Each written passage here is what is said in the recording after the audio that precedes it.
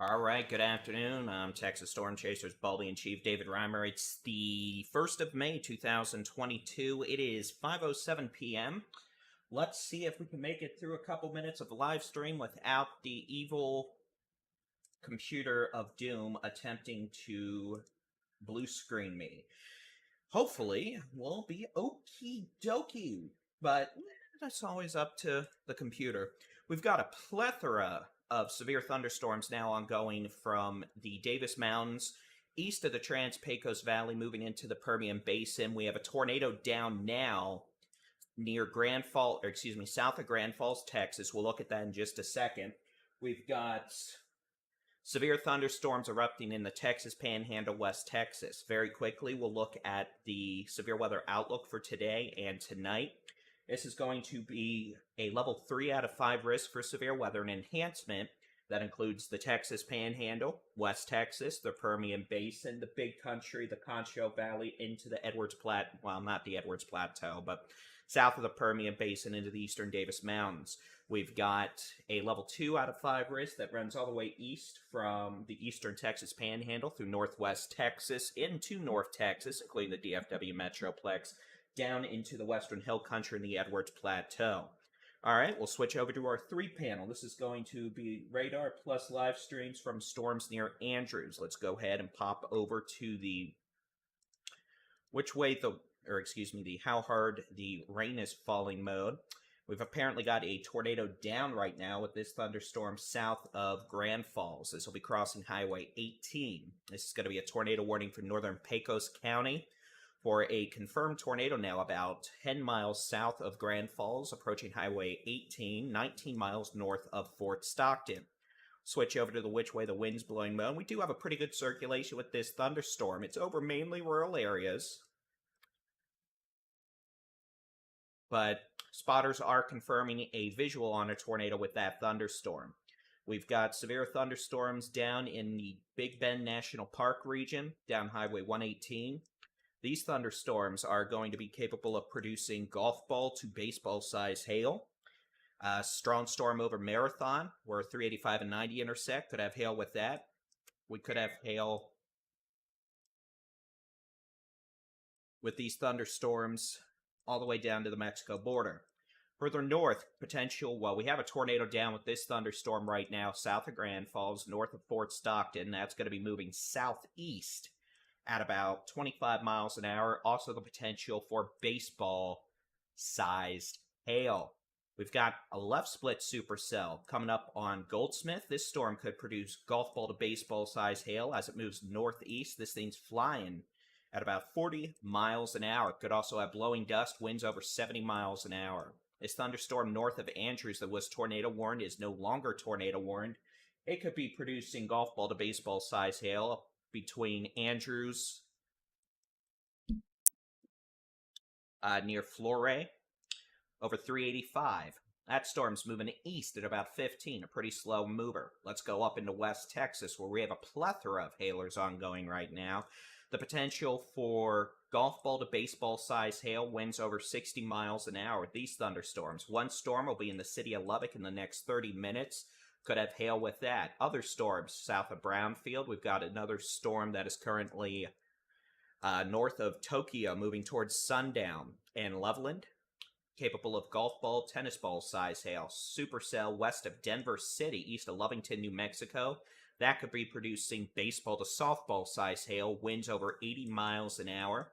We've got a severe thunderstorm capable of producing golf ball to baseball size hail on the Texas-New Mexico border. That's west of Morton. This storm's moving northeast at 45 miles an hour. Let's go into the northern Texas Panhandle. We note a storm trying to go up just northwest of Hereford. If that happens, we'll see that go severe quickly.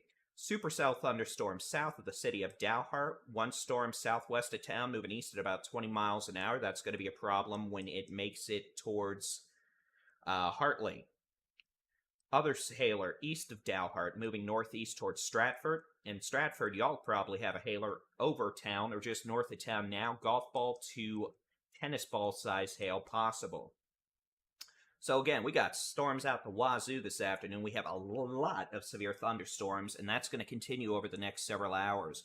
We're anticipating thunderstorms. Well, we're going to have a couple different motions here. Right-splitting supercells. Those are going to be the ones that move east-southeast, probably 15 to 25 miles an hour. The left-splitting supercells. Those are going to move more north-northeast. Potential for some nasty hail with those as well. Those will be moving north-northeast at closer to 35 to 45 miles an hour.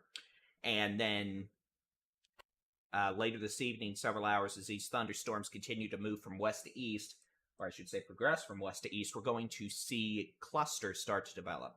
These thunderstorms you see developing from the Permian Basin, West Texas, far eastern New Mexico, and the Panhandle, those are going to make it into the Concho Valley, the Big Country, Northwest Texas, all of the Panhandle over the next several hours, and eventually we'll see a cluster of storms form from West Texas. Those are going to make their way east, northeast, into Northwest Texas, and then eventually into Oklahoma. We could have more isolated thunderstorms make their way into the Concho Valley and North Texas tonight, with a continued threat for severe weather. Today's primary hazard and most common hazard will definitely be large, destructive hail. We're expecting the threat for hail up to the size of softballs, along with localized damaging straight-line winds over 70 miles an hour, perhaps 80 miles an hour, and the most intense storms. There is a low threat for tornadoes. Tornado threats expected to be secondary today. We're going to have far more issues with hail and localized wind than we will tornadoes. That being said, as evidenced by the cell currently down in the southern Permian Basin south of Grand Falls, we could still indeed deal with a couple of tornadoes today. I mean, we don't need all this hail. We don't need all the severe weather impacts. But look, when's the last time we saw this much rain activity across western Texas into the Permian Basin? Unfortunately, in May, this is how you're going to get rain. You're going to have to deal with the severe weather aspects. But, you know, rain is rain. Some of these folks are going to get more rain today than they've probably seen in the last 8 months combined, if not more. So, you hate to see the hail, the wind, all that nonsense, but you know what? It's raining. You got to be thankful for the rain. What on earth did Alex and Steven find? Oh, that's interesting.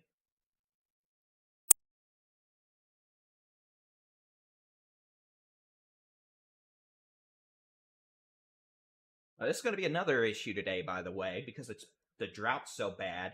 Lightning, even in proximity of thunderstorms, is going to cause fires. We're going to see wildland fires start. Looks like a pile of timber, brush, etc. Either way, something's obviously on fire. And I believe this is going to be near Andrews, Texas, so looks like vegetation debris.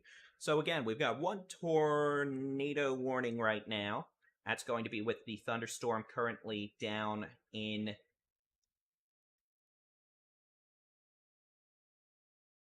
approaching Highway 18 from north of Fort Stockton, south of Mohannis, south of Grand Falls.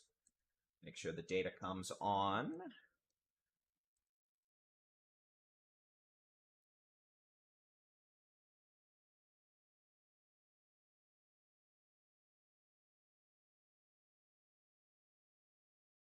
So again, we've got multiple storm chasers out today. They're near Andrews, Texas, which is north of 20. Only tornado warning we have is south of Grand Falls. This storm had a tornado down about 5 minutes ago, and that tornado will be approaching Highway 18 over the next several minutes. Let me see if I can get some roads on here. I know it's a rural area. A lot of this out here is going to be more rural than farther east in Texas, but you know what? We are here, and so far the computer hasn't turned into an incinerated blob of green screen destruction, so I'm confident most of these are going to be oil field roads south of Grand Falls, north of the city of Fort Stockton. This will not be an issue for Fort Stockton. This will not be an issue for Grand Falls. Baseball-size hail possible south of Grand Falls, and then south of the hail core, you've got a tornado down right now. Otherwise, again, we've got hailers out the wazoo. Hi, Josh. All the way up West Texas into the Texas Panhandle. Ironically enough, we're having a crabfish boil here at the household tonight. Home office here, but ironically, those who may not be storm chasing today are here for I believe, a crawfish boil. So, consequence of having glass doors, sometimes you look over and you see people just staring at you like you're a zoo animal. So again, couple notes. We've got live streaming Storm Chase video on our YouTube channel and our website. We've got Adam Lucio, Chelsea Burnett, Jenny Brown, Alex Bartholomew, Stephen Jones out and about today with live video. We've got some other folks actually out doing storm chasing tours for a non-affiliated company, but they're out and about too. They're just not live streaming video. You can watch all that on the Texas Storm Chasers YouTube channel. Just search for Texas Storm Chasers on YouTube, or just head over to the Texas Storm Chasers website or mobile app.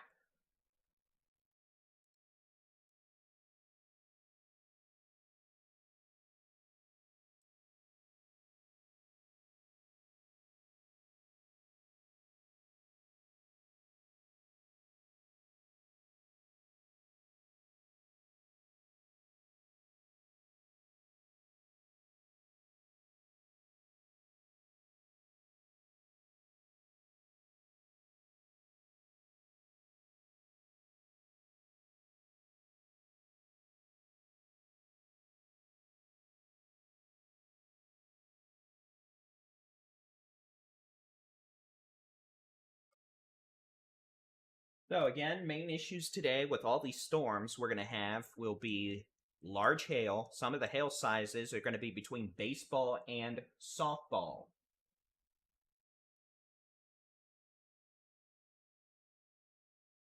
Damaging straight line winds over 70 miles an hour, and the potential for a few tornadoes. The tornado threat today is not high. Yes, we're going to be dealing with a few tornadoes, but it's not going to be a holy cow outbreak in terms of tornadoes. Now, severe storms, yeah, this is a severe thunderstorm outbreak in West Texas. We've got hailers left and right. But you know what? We need rain. Rain is good. We don't want the hail, but unfortunately, beggars can't be choosers.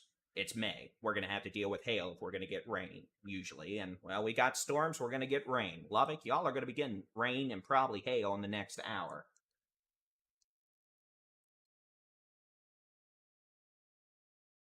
So, if you want to know what's going on in your specific area, I can only focus on the most intense storms, and obviously we got a plethora of storms. Head over to the Texas Storm Chasers website or download the free Texas Storm Chasers mobile app. TexasStormChasers.com/radar. Check it out. Free interactive weather radar. You can keep an eye on the sky, keep an eye on the storm down the street from you or across the country. Either way, it is a very good resource that'll let you maintain good situational awareness. So, what we're going to do now is I'm going to go from north to south, and we're going to take a look at all these thunderstorms while we have a couple of minutes. Let me turn off the telestrating object, and we'll go from the northern panhandle. We've got multiple thunderstorms in the Texas Panhandle. We have a severe storm north of the city of Stratford. That's moving up into the Oklahoma Panhandle, west of Highway 54 now. It'll stay west of Texhoma, west of Goodwill, west of Guyman, eventually making its way towards Rolla and Hugoton, Kansas. That could have golf ball to tennis ball size hail. We've got another severe storm east of Dalhart. It's kind of just sitting there right now, dumping a lot of heavy rain over a small area. Could also be dealing with the potential for golf ball size hail or larger.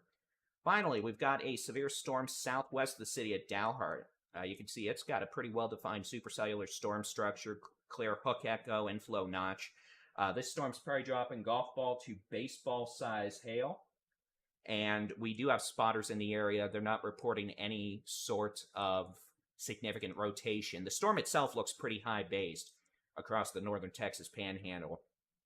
Well, the storm the storm on radar obviously has your little hook echo, stuff like that. In terms of atmospheric ingredients, we're dealing with a lack of low-level moisture in the northern Texas Panhandle. So that's keeping cloud bases higher, helping keep the tornado threat lower.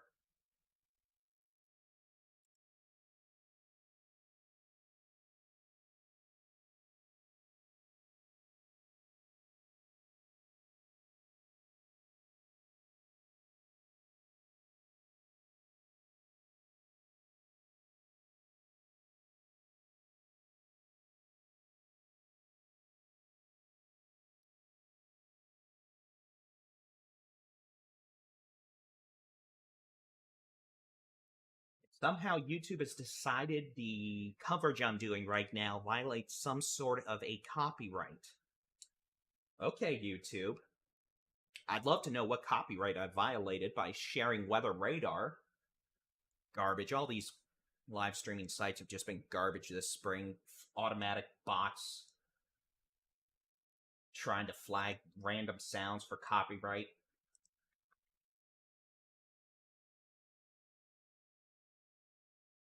It's absolute garbage.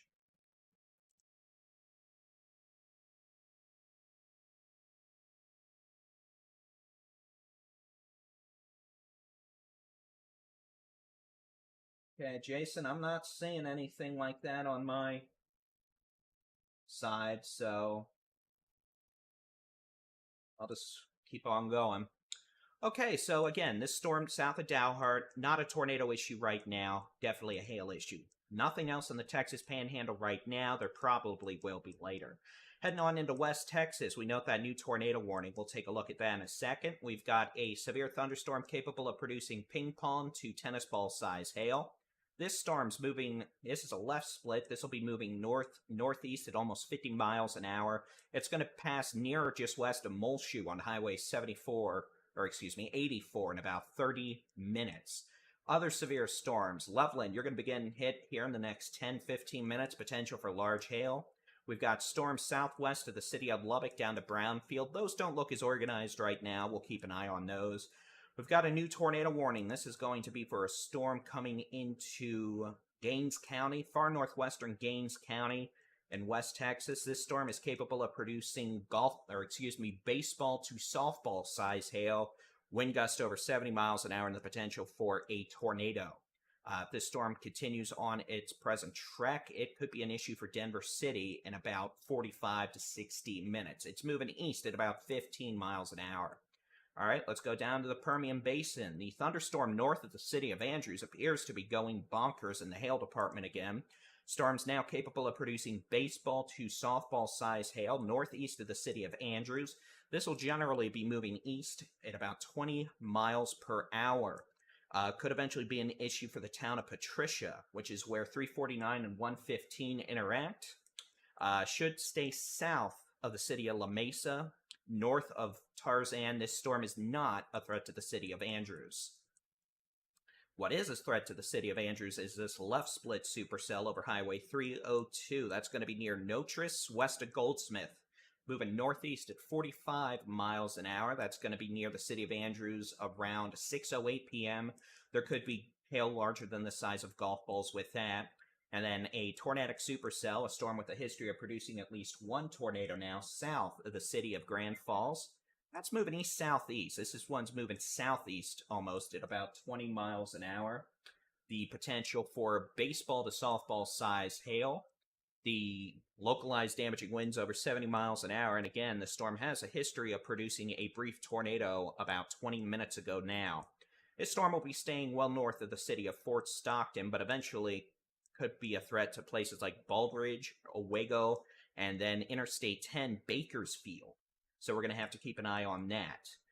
Further south, we've got storms currently west of 385, southwest of Marathon. Storms moving northeast at about, 35 miles an hour. Now let's pop down towards the Edwards Plateau. I saw a few folks asking about Del Rio. There could be storms several hours from now. Y'all know the deal. Y'all have seen we call it the Del Rio grinder, essentially. We get storms in the late spring, early summer, form over the higher terrain of northern Mexico, move across the Rio Grande into the Edwards Plateau. They could usually have some nasty hail, nasty winds, and that'll be the case again tonight. So we'll be watching for any of these storms across the higher elevations of the Edwards Plateau. Closest storm to Del Rio right now is over 100 miles away, and based on present speeds, that would be many hours from now. So, okay. That's what we have going on right now. I believe we just had a report of a tornado crossing Highway 18 north of Fort Stockton. So this storm down here in the Permian Basin still is producing at least brief tornadoes near Highway 18, well north of the city of Fort Stockton. We'll switch over to the which way the wind's blowing mode, although I caution users that the radar beam's pretty high up right now. Something we also look for in terms of hail indications. I'll switch back over. You might see this little beam on radar.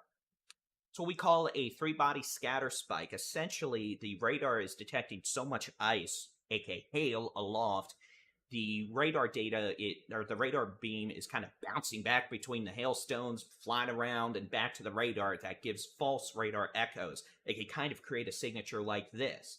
So this is a signature that, well, we have probably baseball to softball size hail falling with this thunderstorm that also happens to be producing tornadoes north of the city of Fort Stockton. So again, hail's definitely going to be the biggest issue today, I believe, with all these thunderstorms, and we have a plethora of storms at that. This storm from Interstate 10 and Highway 18, about 16 miles north of the city of Fort Stockton, will remain northeast of Fort Stockton, could eventually be an issue for places like Owego, Baldridge, and then Highway 67 between Interstate 10 and McCamey here in about an hour or less. All right, I'm going to keep checking data.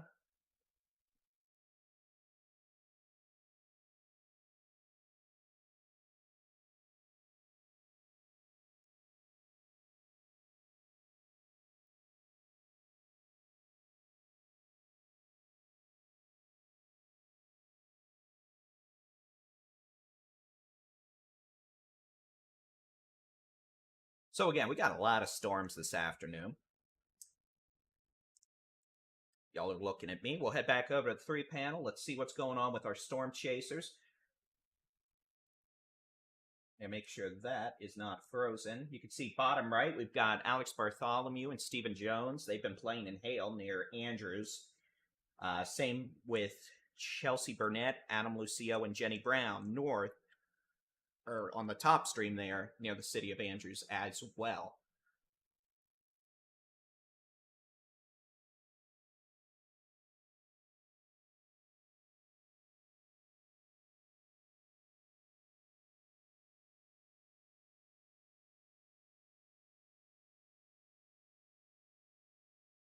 It looks like Stephen and Alex have managed to take out a windshield. They've got a crack on their windshield from a hailstone. Looks like they measured, I'm going to say golf ball to tennis ball size hail a wee bit earlier.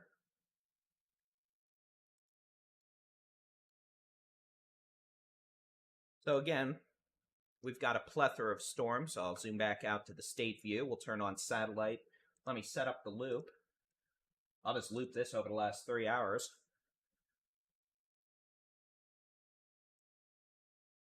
You can see we've had thunderstorms erupt.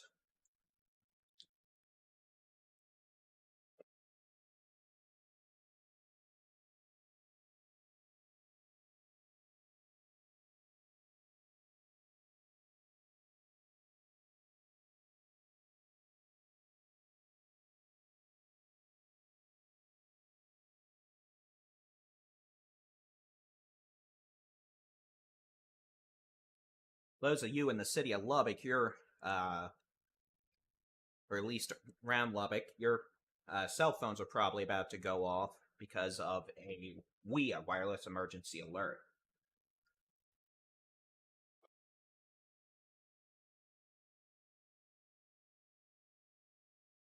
So, we got a plethora of storms. We're going to focus on the most intense life-threatening storms. Since I'm only one person, I also happen to be Baldy in Chief. So, again, we'll focus on the most life-threatening storms.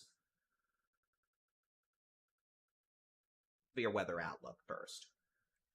This is the severe weather outlook for the rest of today into tonight. You can see highest risk for severe storms, at least the most numbers, will be across the Panhandle, West Texas, later this evening, the Big Country into the Concho Valley, and then ongoing the Permian Basin down into the eastern Trans-Pecos Valley. You'll see that risk is going to spread east this evening and tonight, with the potential for storms near I-35 in North Texas up into Oklahoma City after midnight. So we'll be keeping an eye on that. The storms, once they make it that far east, will not be as intense as they are now. or as numerous in number, but obviously we've got a plethora of storms. I encourage y'all to keep an eye on the sky. You can use our interactive weather radar on our website, texasstormchasers.com/radar, or in our free mobile app.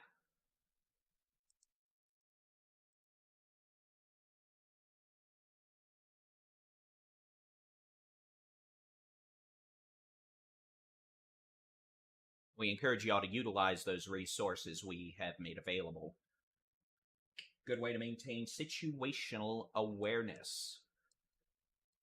All right, let me press some buttons here. We'll quit playing with the radar loop. Let's go from north to, well, we'll go from south to north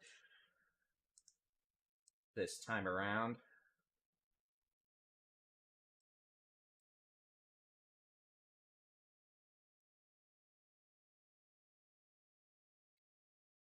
Set up my view. So again, we've got a couple severe storms capable of producing ping pong to golf ball size hail down in Big Bend National Park, all the way north to Highway 90 between Alpine, Marathon to west of Longfellow and Sanderson. These storms are generally moving northeast at about 20 miles an hour. They're not moving quickly. Strongest storms are going to be producing considerable hail, considerable and damaging hail. We've got a thunderstorm that has produced at least 2 brief tornadoes now. This is going to be about 15 miles northeast of Fort Stockton, well west of McCamey, 35 miles west. This eventually could be an issue for places like Baldridge, Owego, remaining south of Imperial and southeast now of Grand Falls. Also could have baseball to softball size hail with this thunderstorm. Heading north, we've got a severe thunderstorm capable of producing golf ball to tennis ball size hail just west of the city of Goldsmith. Moving northeast, this is going to be near Andrews in about 25 minutes, so about 6 p.m. We've got a supercell. This is a right-moving split, moving east at about 20 to 25 miles an hour. A couple of our chasers just broke their windshield out with hail, probably golf ball to tennis ball size hail. Moving east at about 20 miles an hour, this storm could produce tennis ball to baseball size hail, if not larger. We know we have a new thunderstorm that has developed a bit further east now. This is going to be coming up on Highway 180, west of the city of Snyder, east of Gale. So west of Union, east of Gale, this thunderstorm could produce tennis ball size hail as it moves northeast at about 25 to 35 miles per hour over the next hour. We've got a thunderstorm capable of producing baseball-sized hail in the city of Loveland right now. That's moving northeast.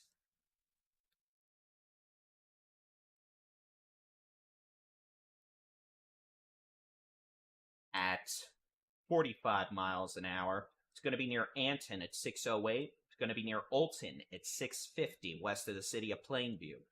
This storm may stick around for a while, so those of you between Plainview and Happy, Tulia, Crest, don't be shocked if y'all are dealing with this hailer in the next, let's say, after 6:30 p.m. Severe thunderstorm capable of producing golf ball-sized hail coming up towards Muleshoe. It'll be there about 6 p.m., maybe a minute or two later. That storm's moving north-northeast at 50 miles an hour. We've got a thunderstorm capable of producing baseball to softball size hail, a tornado, and hurricane force winds. So a lot of blowing dust. This storm's moving east at probably 15 miles an hour. We note if the eastward progression continues, the hail may stay just north of Denver City, but the possibility of a tornado could be possible for Denver City. But again, this storm's moving quite slowly, so we'll just have to see what it does. All right, let's go back up into the Texas Panhandle. Nothing around the central or southern Panhandle right now. We do have a severe thunderstorm producing nasty hail just southeast of the city of Dalhart, down 385 to near Highway 87. Could have golf ball to baseball size hail with this thunderstorm as it moves east-northeast, maybe 20 miles an hour.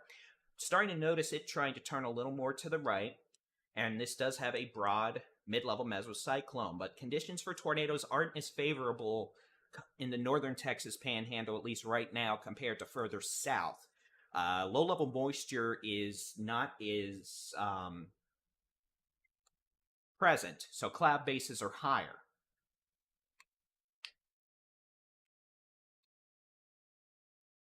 And again, we'll keep watching this storm. A lot of blowing dust, hail, strong winds. We're going to have to watch all these areas, by the way, for lightning strikes that could start wildland fires, given the ongoing drought conditions, even with rain. Stuff is still quite favorable for wildfires. And we note if we are dealing with any sort of spinny mischief today, it's likely to be wrapped in rain or dust. Example, this thunderstorm 15 miles northeast of Fort Stockton. If there's a tornado, it's likely completely wrapped in dust and or rain. So that's what we have going on right now. We'll switch back over to the live streaming Storm Chasers. You can see apparently everyone's streams are currently enjoying the lack of data, but good view of a thunderstorm anvil from Alex and Steven. And then Chelsea, Jenny, and Adam are near Andrews, I assume still looking at the storm northeast of the city of Andrews. And that's this storm here, radar estimating baseball to softball size hail. This thing's got a nasty core in terms of hail aloft.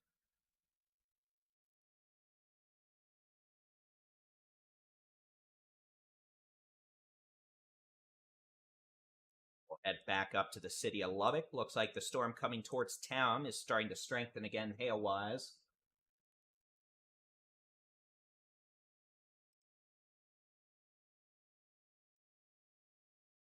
This storm coming in the city of Lubbock may have a bit of hail with it, so y'all don't be surprised. The storm that just moved through Loveland probably had golf ball size hail, if not larger. See if anybody's stream is back up. And it is. We'll head over and we're going to watch Steven and Alex's stream for just a minute. I'm going to go refill my water bottle. So we'll pop their stream up, listen to their commentary.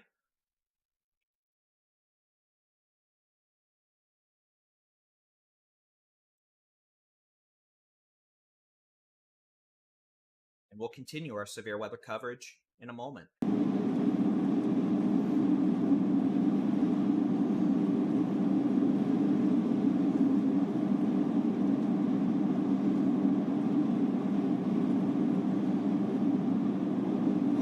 City storm is tornado warned. Late. Oh, how late am I? About 15 minutes, we mentioned that. Oh, okay. I was too busy laughing at your broken windshield. 82 dBz. Let's storm back to the south.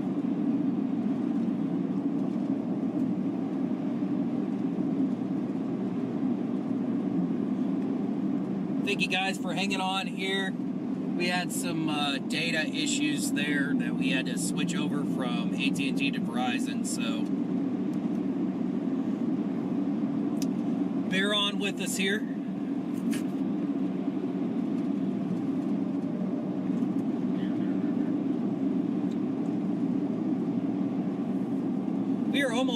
We are live on almost every single chase day, which is going to be a lot of days here in May. It does look like it's going to be a rather busy month, but I've been fooled before. I think we've all been fooled before. Yeah. But this certainly looks like probably one of the busier starts to May that I have seen in quite some time. Well, that's at least what I can say. Overall, this has been a pretty, I wouldn't say it's like a legendary or career year yet, but it has been a very active year. There's been consistent troughs, consistent chase days.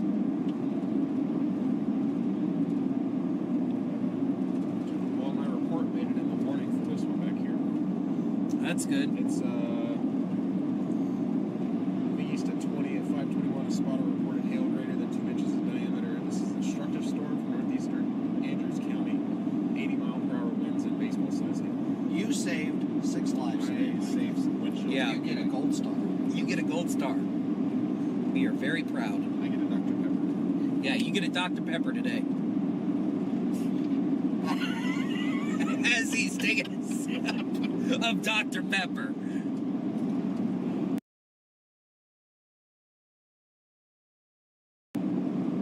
Made with real sugar.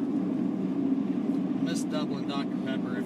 If any true Texans I love watching, you remember Dublin Dr. Pepper, and you remember true happiness. Now we live in the sad times, the dark times.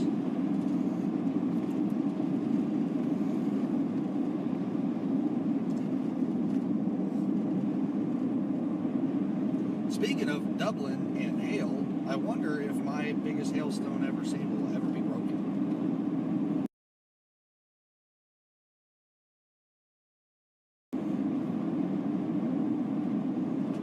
That was some giant hail back in 2015. That was.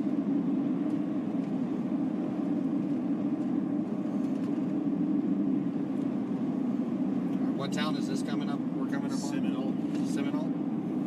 What do we want to do? Oh, that's scary. That's the scary. Denver City. No. Why are we so far away? What do we need to do? Continue north? We're gonna go to Denver City. Okay, I don't know how to get there. 1.8 miles, turn left on Northwest Avenue Way, Thank US you, Micah. 62. Okay.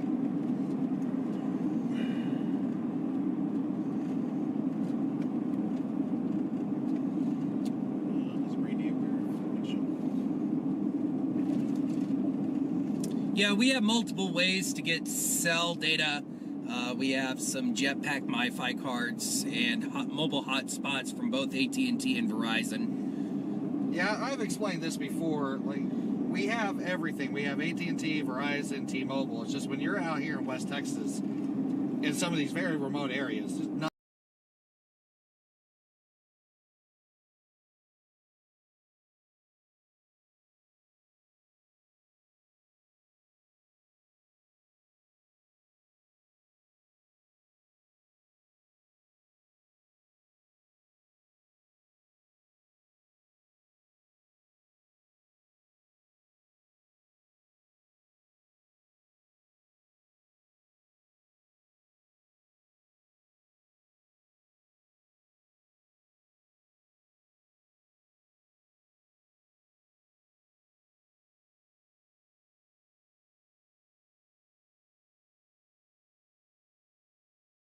All right.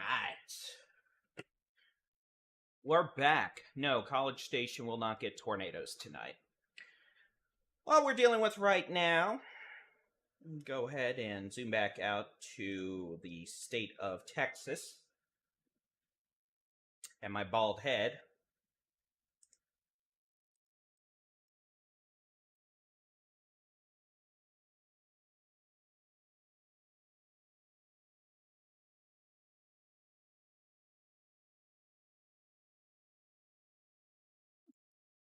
Not.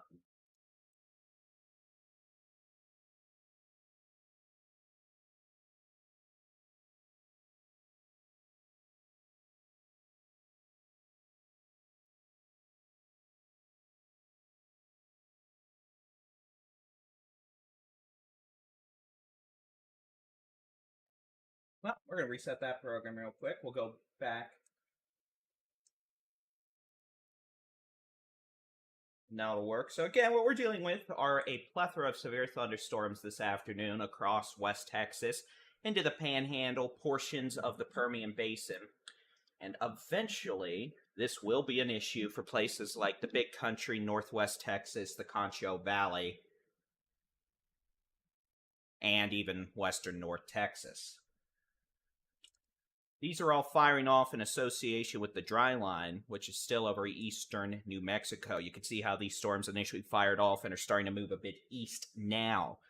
We're also starting to see thunderstorm development a bit farther east of the dry line between Snyder, Spur, and Lubbock. This activity is generally moving off to the east. Some storms are moving more north-northeast at about 45 to 50 miles an hour. The right-splitting storms are moving more east, almost southeast at times, at closer to 20 miles an hour.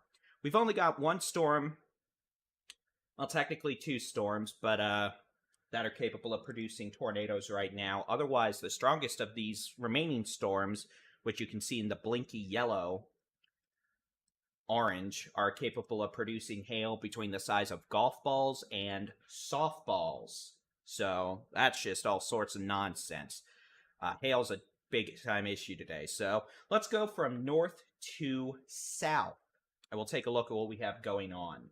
Again, we've got live storm chasing video for multiple storm chasers you can watch on our YouTube channel and our website. Just search for Texas Storm Chasers or TexasStormChasers.com. All right, we've got one severe storm. This is going to be moving up towards the city of Stratford. It's not moving very fast, so it's still probably an hour away from Stratford. That could be golf ball size hail, if not larger. We've got a severe thunderstorm southeast of the city of Dalhart. That's going to be moving more easterly. That's what we call a right split supercell. That's going to be making its way north of Hartley, barely, mind you. It should stay just north of Hartley, moving east, almost paralleling 87. This could eventually be an issue for Highway 287 between Cactus down to Dumas. Really not really worried about supercellular tornadoes with this thunderstorm right now because the dew point's only 43 degrees in Dalhart. It's simply far too dry in the low levels to support organized tornadogenesis in terms of supercells. So, hail, I think, is going to remain the biggest problem. We've got a severe thunderstorm capable of producing golf ball to tennis ball size hail southwest of Muleshoe. It'll be in Muleshoe within the next 5 to 10 minutes. After that, this storm will keep moving northeast at 50 miles an hour towards Hereford. And Hereford, you'll be getting impacted about 6:45 p.m. Let's head on down into West Texas. We'll switch over to the Lubbock weather radar. We've got a severe thunderstorm now northeast of Loveland. That produced golf ball size hail in town. Storm is moving northeast at 45 miles an hour. It'll be crossing over Highway 84 and 385 near Anton, southeast of Littlefield over the next 10 minutes. Eventually could be crossing over Highway 70 between Olton and Plainview. Severe storm over the city of Lubbock right now. Could be dropping quarter to golf ball size hail. That storm's also moving northeast. This one's moving northeast at about 50 miles an hour. Head down Highway 84. We've got a storm northwest of the city of Post. That could be producing maybe quarter-size hail. The hail core on that's not too impressive right now. You want to know what is pretty impressive? These storms farther south in the Permian Basin. These things are dropping gorilla-size hail, let me tell you. We've got a supercell thunderstorm. This one's going to be located about, 14 southeast of Gale near J.B. Thomas Reservoir. This one's going to be moving east at 15 miles an hour and is capable of producing hail up to the size of softballs and wind gusts over 70 miles per hour. Mr. Cooley, if it becomes a problem, just start banning. We've got a supercell thunderstorm northeast of the city of Andrews. I'll go ahead and put a telestrator on here so y'all can see some distance. It's about 13-15 miles northeast of Andrews, moving off to the east at about 20 miles an hour. This will stay northeast of Andrews, generally over rural areas. It could be an issue for Patricia and maybe an hour. A little farther south, we've got another severe storm with maybe golf ball to baseball size hail, destructive winds over 70 miles an hour. This storm's moving northeast at about 40 miles an hour. This should stay just south of Andrews, hopefully, but y'all are going to get strong winds out of this thunderstorm in Andrews, probably blowing dust. And then we've got a tornado warning. Well, hold on. This thunderstorm that is northwest of Denver City should stay just north of Denver City, capable of producing tennis ball size hail. I'm not really worried about a tornado with that right now, to be honest. It's not even in the tornado warning polygon. We've got a tornado warning about 15 miles northeast of the city of Fort Stockton. This thunderstorm is slowly moving east-southeast at about 30 miles an hour, capable of producing baseball-size hail, the potential for wind gusts over 70 miles an hour, and again, we could see a tornado. We'll switch back over to the 3-panel, and Jason, let me know what storm they're on. Stephen Jones and Alex Bartholomew are looking at a severe thunderstorm. That's the base. I don't know which storm. I know they were near Andrews previously. I don't know if they're south of Andrews now or if they're going east towards the Snyder storm. That actually has a pretty cute little corkscrew updraft there, you can see. We'll switch over to full screen on there. Yeah, man, they offer you Certainly so much stuff. large wall cloud on this. They offer you so much stuff on just the free left-hand version. side. You can see Could have a base is honestly pretty low. We're going to more watch of a that storm lowering there. carefully. That's probably producing nasty size hail as well. certainly a much more So again, that's what we have going on organized right now. and We've got a lot visually of rooted storm. storm. And we've got even more storms From the previous down storm in, that we were Big on. Bend National Park. They're also capable of producing. This quarter to has golf ball honestly all the size hail. classic So looks. We I'd could even encourage be having a everyone funnel. to keep an eye on the sky with the Texas Storm Chasers interactive weather radar on our website, texasstormchasers.com/radar, or in the Texas Storm Chasers mobile app. That'll let you keep good situational awareness, since obviously I'm just one baldy in chief. I can't necessarily talk about every thunderstorm constantly, so I'm going to have to focus on the most impactful, threatening thunderstorms. That is what I'm going to do. This thunderstorm near Denver City apparently is producing hail in Denver City, so unfortunately sometimes with the radar beam, the beam itself is aloft, but at the surface apparently there's still hail in Denver City, so nasty hail with that. Jason, what storm are they on? This had golf ball size hail reported in Muleshoe. This is the severe weather outlook for the remainder of the day into tonight. You can see we've got a risk of severe weather all the way east to Interstate 35 in north and north central Texas. So these storms are going to be going for a while yet and spreading east. We'll switch back to Stephen Jones and Alex Bartholomew's live feed.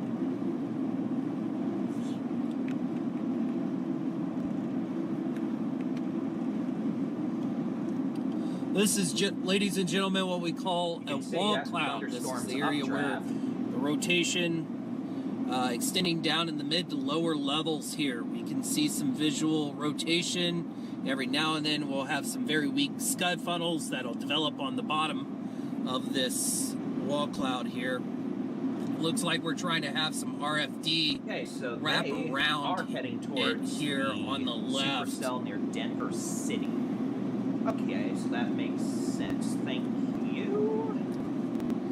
So they're heading up highway, I assume, highway 214. It's a From quite large Seminole. and nasty I'll wall go back cloud. over to the map here.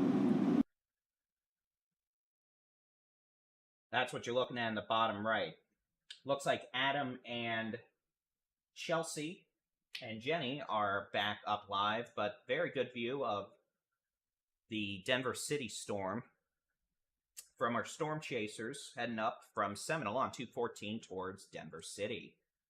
I'm going to actually copy that YouTube link and send it to the Weather Service so they can get a visual.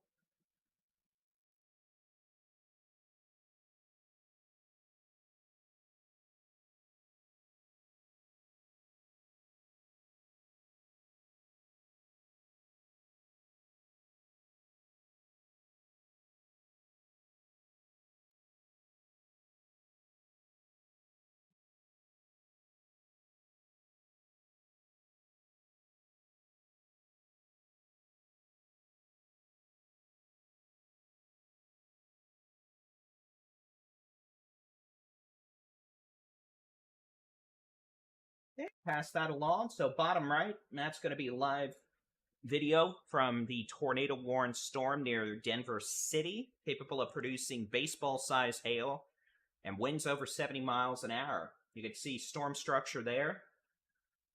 They pan around. Bottom, that's going to be your wall cloud. Above that, where it's connected to the base of the thunderstorm, that's the actual updraft. You can see some striations, storm structure there. You can see some precipitation, likely in the form of hail. And that's with this thunderstorm near Denver City, Texas, coming up on Highway 214. We've got other thunderstorms. We've got supercell thunderstorm capable of producing softball-sized hail. This storm's not moving very quickly, but it is moving towards Snyder now at about 15 miles an hour. It might still be an hour away.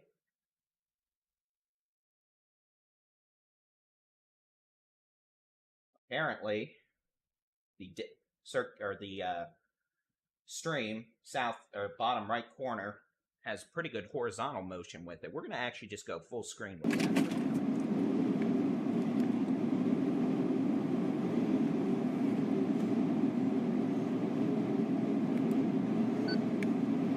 Come on, Twister Pete, get around me.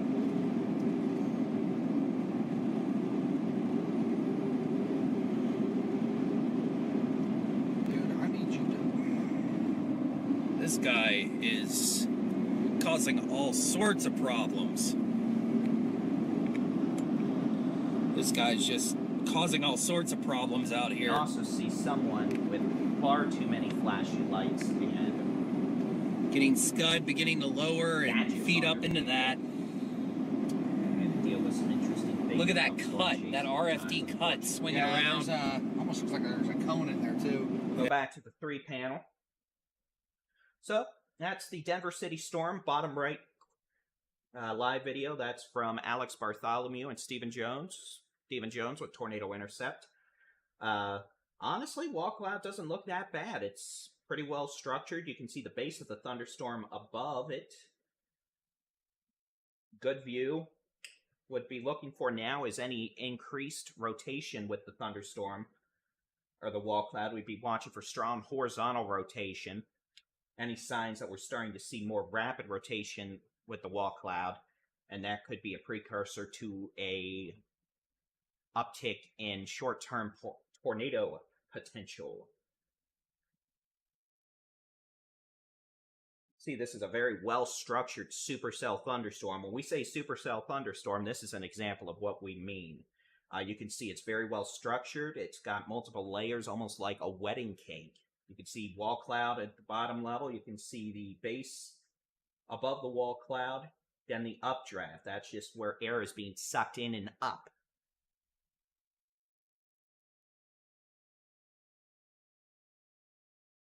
The precipitation might be the rear flank downdraft on the west side of that storm. That's the hook echo you might see on radar. Otherwise, we'll keep looking at weather data.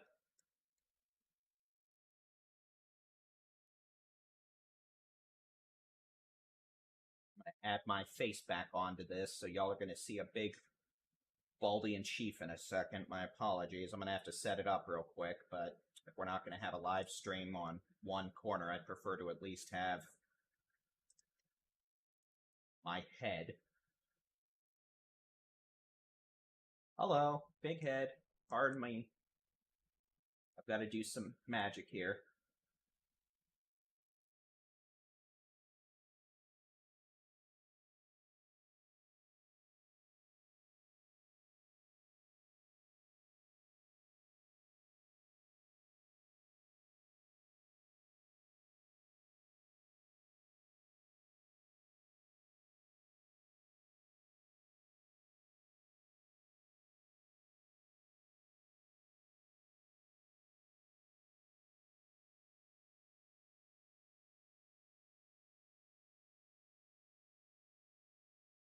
There we go. So now you can see me. You can see live stream from Stephen Jones and Alex Bartholomew.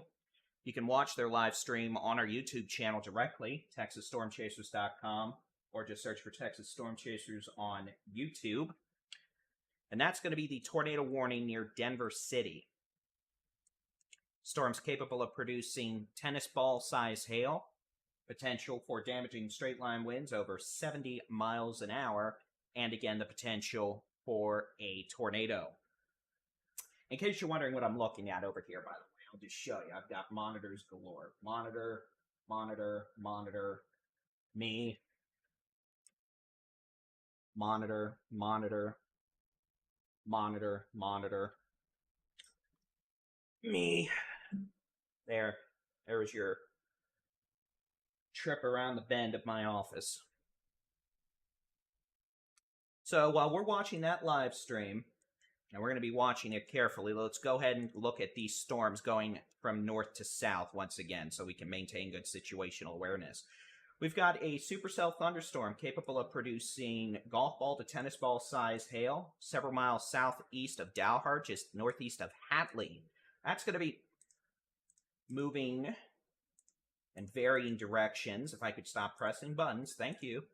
We've got one storm moving northeast towards Stratford. It's not moving very fast. That's one hail core. Left split storm. Right split storm. It's going to be moving towards the city of Dumas at this point. This could be a hailer, golf ball size hail to tennis ball size hail.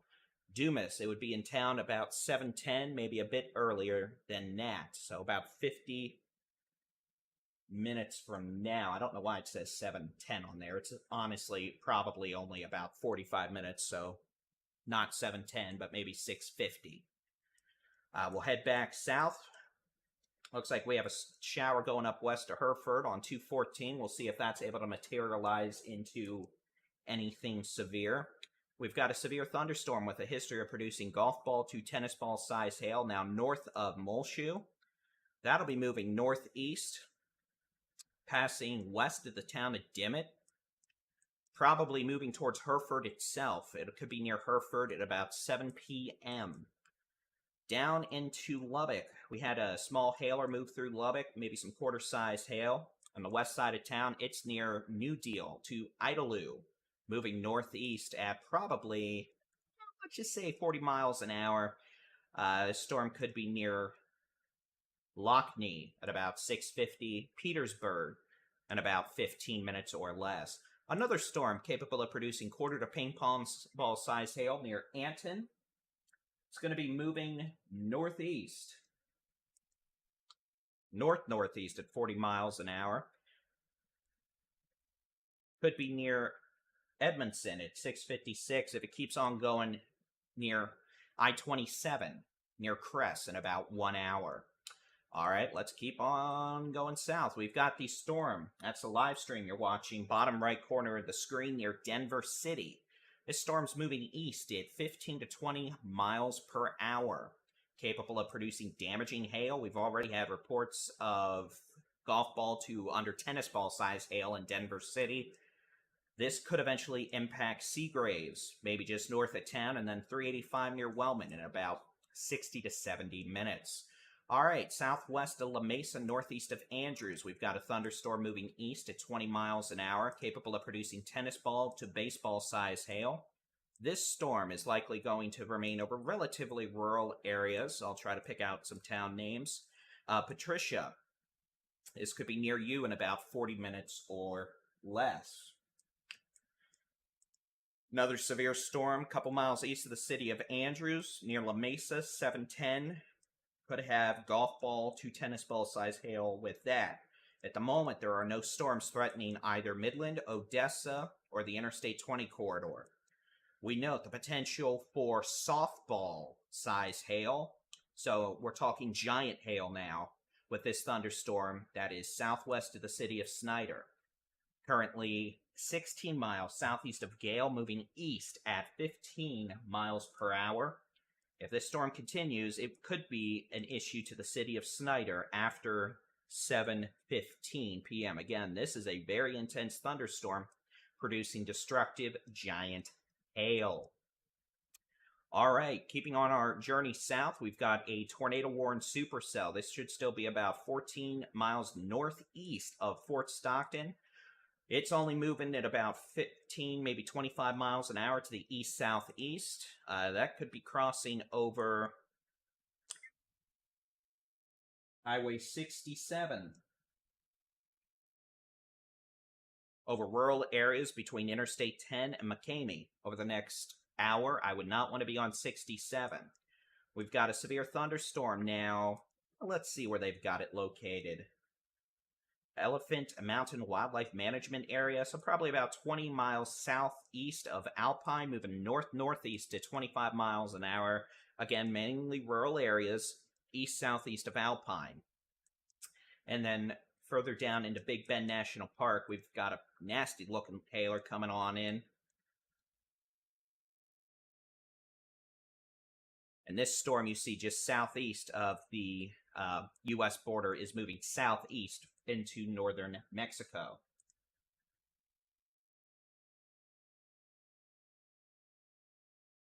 Had a report of 2-inch hail in Denver City from 4 minutes ago. No reports of any tornadoes down at this point. With any of these thunderstorms, we continue to deal with hailers.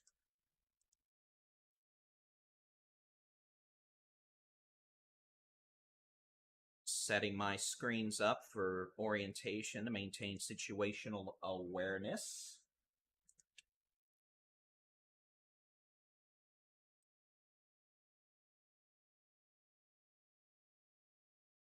For all those joining, we do thank you, by the way, for the stars, the super chats, the stickers on YouTube. Helps us pay the gas bills when we're out chasing, which I will be tomorrow in Oklahoma and Kansas, along with the associated data bills for, well, stuff like this, what I'm showing you.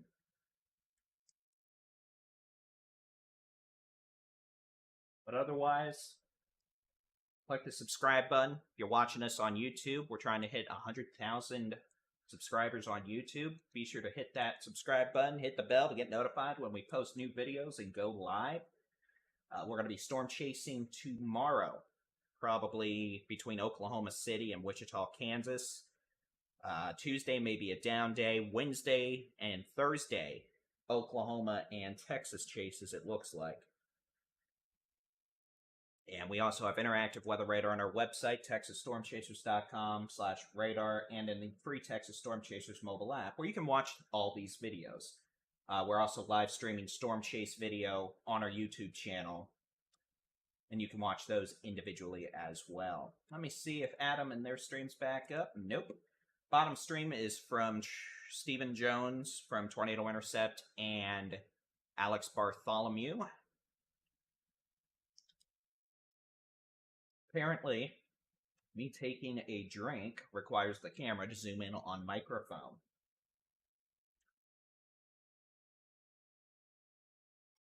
Speaking of which, I'm going to adjust the little air conditioner.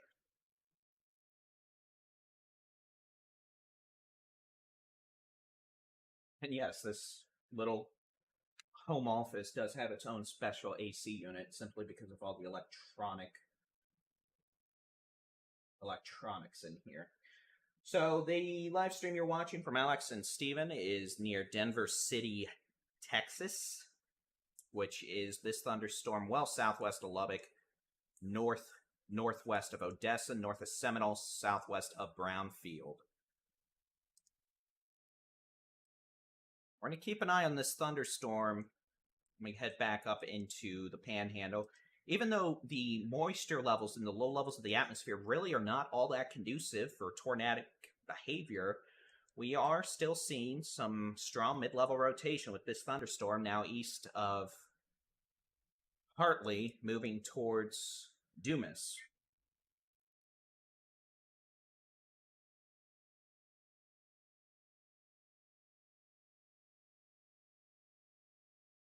So we'll watch that carefully.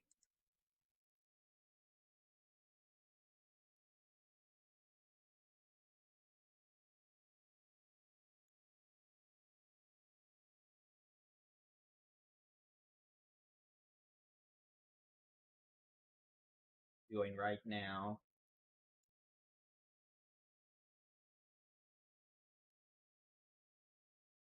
Checking various data sources. I'm going to read a couple discussions from the Storm Prediction Center. I'll go ahead and put a text label where these guys are. Just a second.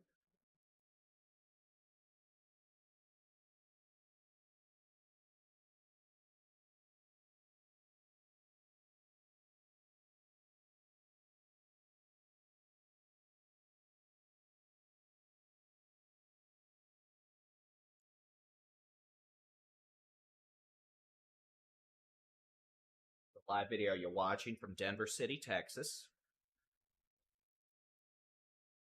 is down here west of Seagraves. with that thunderstorm. Go ahead, switch back. Do that. I'll actually switch satellite sources real quick. Let y'all see different view.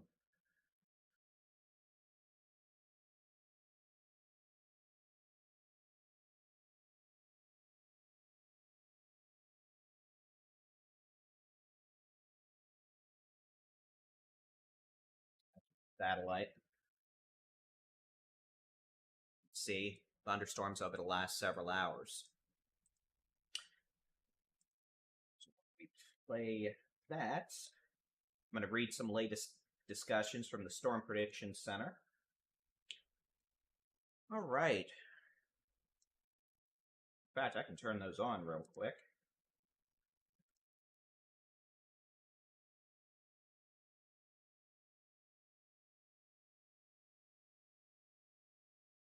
All right, at 5:45 p.m., several supercell structures were ongoing across portions of West Texas, with recent reports of significant hail from both right and left moving supercells.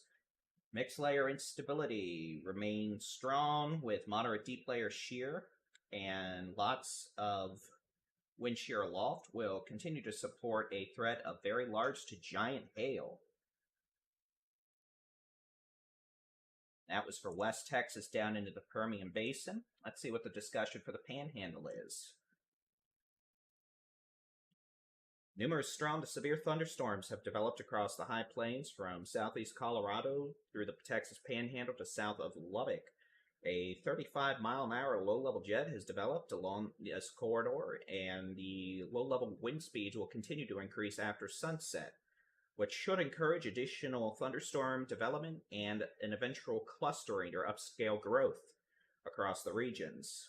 Large hail is likely occurring with many of these storms, and continued warm air advection, moistening of the atmosphere, strong south-southeast winds, will likely contribute to the development of a cluster of thunderstorms later this evening. So that does match with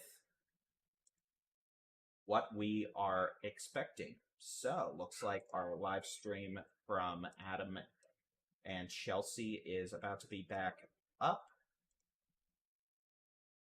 Let me see if it's working. Looks like it. And if for some reason you can hear it, and I apologize, we've actually got a crawfish boil going on this evening. So, hopefully the noise canceling software is working out well, because it sounds like a few of them have managed to introduce themselves to beverages that have made them a little more rambunctious.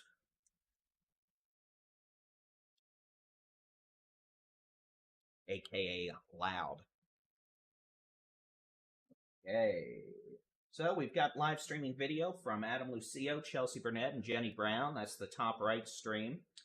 And they are were located near Andrews earlier. I don't know where they are specifically now, but they're somewhere in West Texas. And then we've got a live stream from Alex Bartholomew and Stephen Jones. They are dealing with a supercell near Denver City, Texas, which is well northwest of Odessa, southwest of Lubbock. It's actually right there. You can see a stream of that, or a loop of that.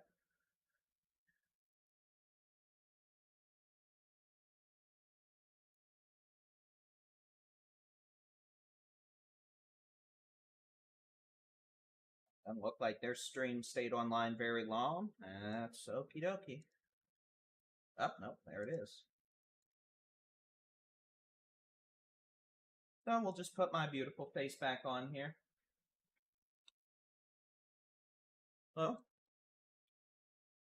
I'm going to do real quick. Let's take the severe weather outlook, and I'm going to set up the display program to show the high-resolution rapid refresh model over the next several hours into tonight, so we can get an expectation of what will continue through the evening and overnight hours. I just have to press a couple buttons to do that, but you can see we've got a level 3 risk of severe weather across much of West Texas, the Panhandle, down into the Permian Basin, into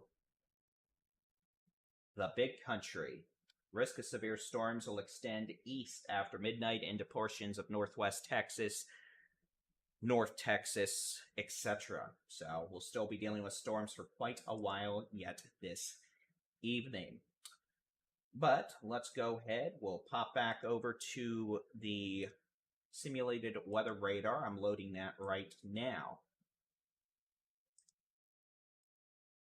Now, let's look at 6 p.m. I just want to see what's going on.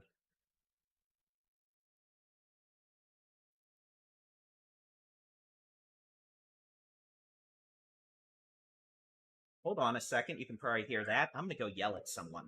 They're making the dogs howl.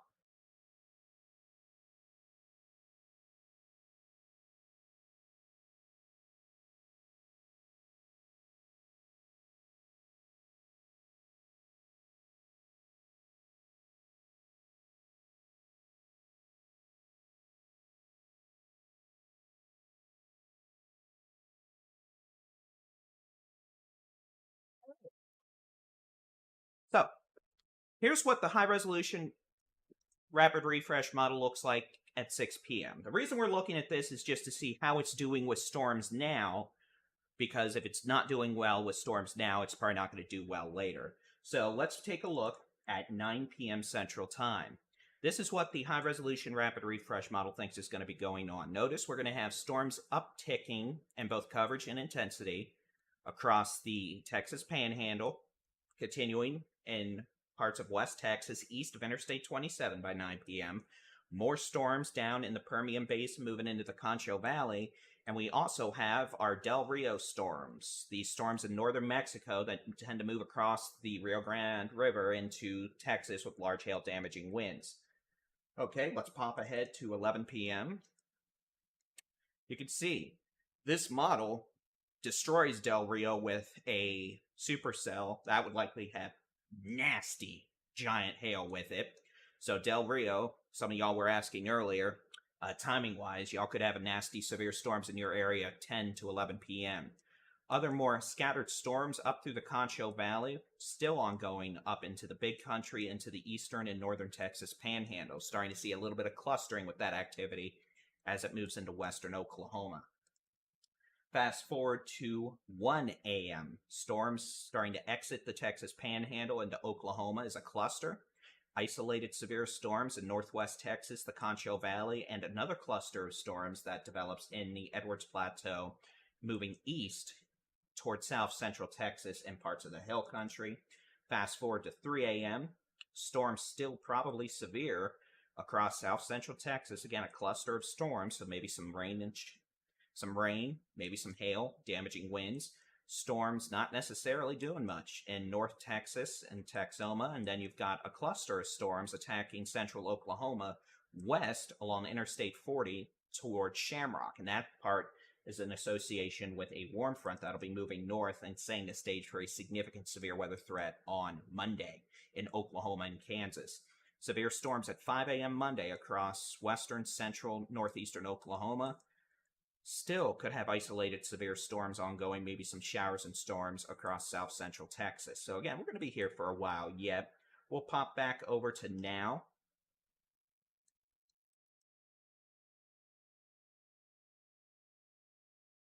And that's what that looks like for the moment. So I'm going to be taking a quick 2-minute break. We'll head back over to Stephen and Alex's live feed. We'll see if anyone else's live feed's up. We'll do that real quick.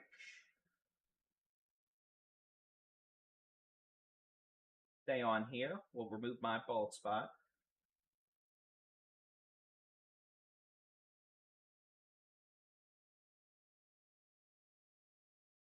And there you go. I will be back in 2 minutes.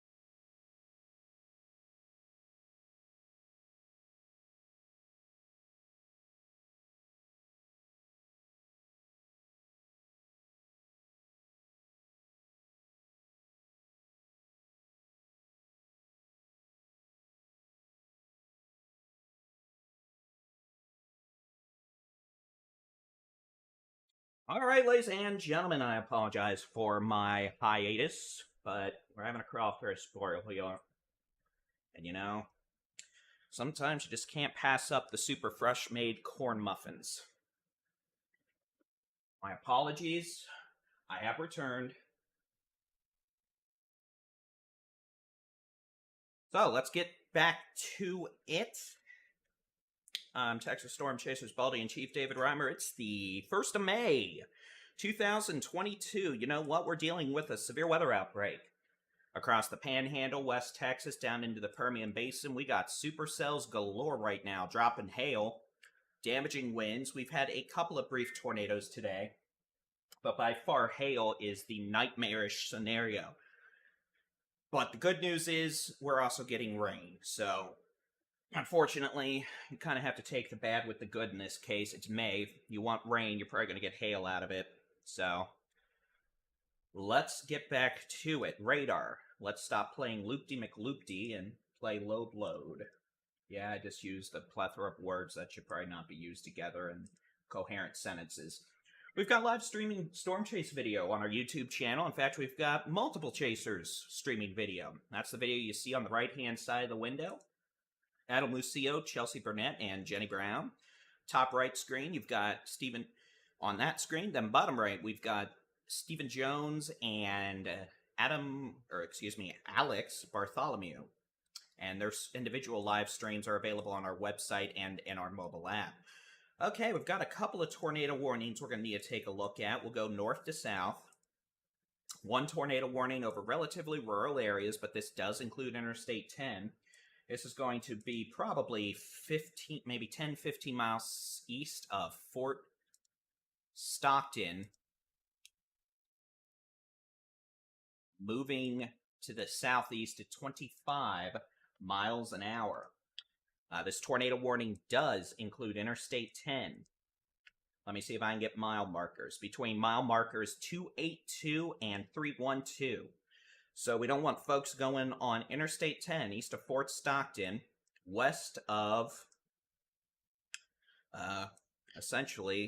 Sheffield, to be frank. I know it's a lot of real estate, but this tornado warning will include Interstate 10 between mile markers 282 and 312. And this storm's moving southeast at about 40 miles an hour. In addition to the potential for a rain-wrapped tornado, we could have tennis ball-sized hail, winds over 70 miles an hour. Okay, we've got another tornado warning now. This is going to be precariously close to the town of Snyder. The potential for a rain-wrapped tornado, softball-sized hail, that falls into the giant hail category, and damaging straight-line winds over 80 miles an hour. For example, if we wanted to go by hail standards, this is a corn muffin. This is a freshly baked, hot, yummy corn muffin. The hailstone is probably 2 to 2.5 times the size of this very hot, delicious corn muffin. Okay? Corn muffin. Corn muffin's on my head. I don't know why, but there we go. Those of you who followed us about 15 years ago or so might remember something like that. We used to put corn muffins on the antennas of our cars. So we'll switch over to the which way the wind's blowing mode. Yeah, pretty good little circulation with this thunderstorm. Winds in the green are moving towards the weather radar in, I believe this is going to be Midland. And then reds are moving away, so that's a good little concise mid-level circulation. This storm's going to be making its way precariously close to the town of Snyder. So even if we don't have a tornado, this thing's dropping giant wind-driven hail, like the kind of hail that's going to go through a lot of things. So take it seriously. Be in shelter. Do not go outside and look for the thing. We've got a supercell thunderstorm east of the city of Andrews coming up to Highway 349. This is going to be... And by the way, tornado warning out here southwest of Snyder near Ira. That's India Romeo Alpha. This storm that is east of Andrews, capable of producing golf ball size hail, tennis ball size hail, coming up to the town of Patricia. And Highway 349 eventually could be an issue for Ackerley. It's only moving east at 15 to 20. It's not moving very quick. We've got this supercell, which is our live streaming storm chasers have been watching. This one is northwest of Seagraves, now east of the city of Denver City. Moving east at about 20 miles an hour. could bring hail north of Seagraves. If it turns right at all, it's going to bring hail to Seagraves. And at this point, we'll keep an eye on it for spinning mischief. Back up in the Texas Panhandle. Ooh, that changed quickly. Remember how I said we weren't having issues around Amarillo? Well, guess what? We are now. This thunderstorm has become quite problematic. In the hail department, the potential for wind-driven, nasty hail. Frankly, tennis ball, baseball, maybe larger. Current storm track now has this thing moving towards the city of Amarillo. And it would be getting into Amarillo. Oh, here, I'll just turn some times on. Let's see. Be getting into Amarillo in about 40 minutes. So, at about 7:10, the potential for a damaging hailstorm if this continues. Severe storm well south of Adrian. This one's going to be moving. Honestly, it's moving right too, so it may be an issue south of Vega. Eventually, it may move towards Potter County as well. Let's take a look at Steve's live stream. They're looking up into the Denver City Seagrave storm. Getting some rotation above us. Nothing concentrated though. Kind of threw off that left split now, so. Starting to get a little bit of a lower base over the road.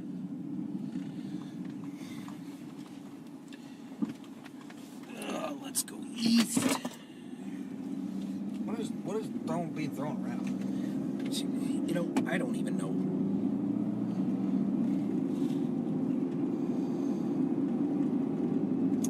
Everything's just love being thrown around in the vehicle. It's most likely the driver. What did I do? Everything. Great. So that's the thunderstorm now east of Denver City, moving towards Seagraves.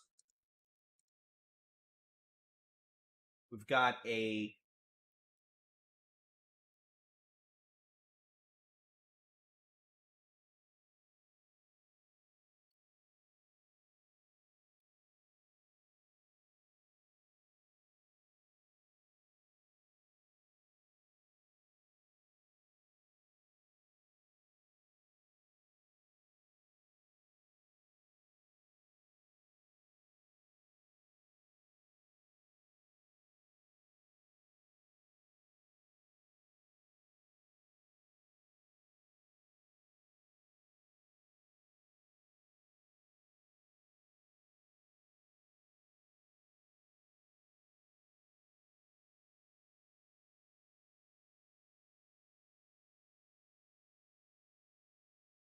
So again, we're mainly dealing with hailers.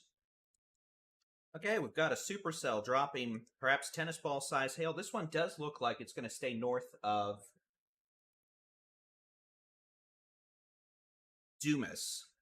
It'll be crossing 287 between Dumas and Cactus. Probably in the construction zone on 287, just north of Dumas. So that's not going to be a particularly pleasant situation. And then another storm already on 287 south of Stratford. That one is going to be making its way over towards Groover, eventually the potential for hail. And then again, this storm coming up towards Hereford, potential for destructive giant hail with that. And that could eventually be an issue for the city of Amarillo, or at least western Potter County. Going down again, Interstate 27. Let's look at the storm west of Plainview on Highway 70. Capable of quarter-size hail. Honest, that's not right. Quarter-size hail moving northeast is going to bring some rain, maybe some hail to I-27 between Plainview and Crest. Not super concerned with that storm right now. Storm east of Denver City, northwest of Seagraves. That's what both these live streams are looking at on your right-hand side. You can see the storm is sucking in air, sucking in a lot of dry dust. Since there's drought out there, all that topsoil is easily transferable by wind, and it's going to suck in a lot of dust, making visibility difficult. Potential for golf ball to baseball size hail with that. We have a tornado down now northeast of Fort Stockton. This thunderstorm. Northeast of Fort Stockton, another brief tornado down right now over rural areas. Severe thunderstorm southwest, the city of La Mesa, moving east at about, let's see, they've probably got it moving at 20 miles an hour. Not the fastest we've seen today. This storm's moving east, really middle of nowhere, near Patricia. We'll have to keep an eye on that. Hailer right now, that we'll watch for any signs of indicated mischief. We've got a tornado warning until 7:15 for southern Scurry County. It's going to be near J.B. Thomas Reservoir, or about 5 to 8 miles southwest of Snyder. This storm is capable of producing giant hail up to the size of softballs, wind gust over 70 miles an hour, and the potential for a rain-wrapped tornado. Snyder, you're probably going to get in on some of this hail. If you don't, be happy. It's going to be just to your south.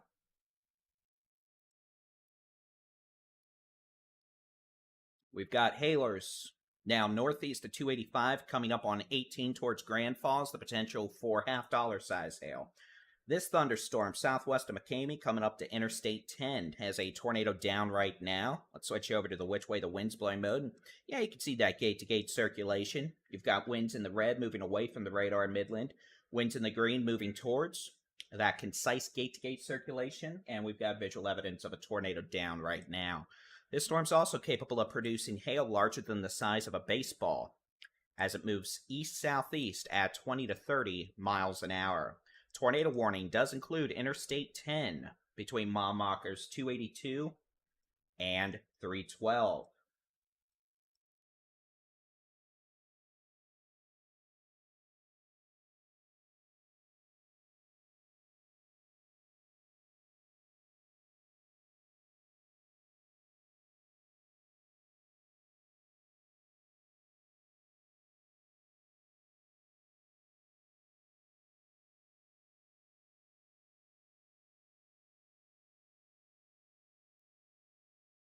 And then we've got some minor hail east of Alpine, west of Sanderson. So again, let's count them. We got 1, 2, 3, 4, 5.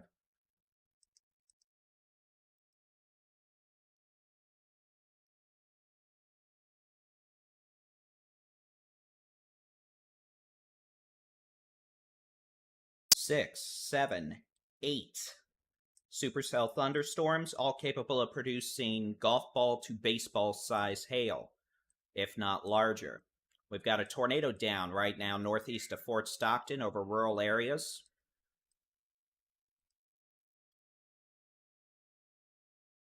We've got hailer coming on into Hereford, capable of producing destructive hail, baseball to softball size hail. We've got hail north of Dumas, about to cross over 287 in that construction zone north of town, all the way up to Cactus. This storm's sucking in dirt, making visibility difficult. We apparently have inflow over 55 miles an hour into this thunderstorm.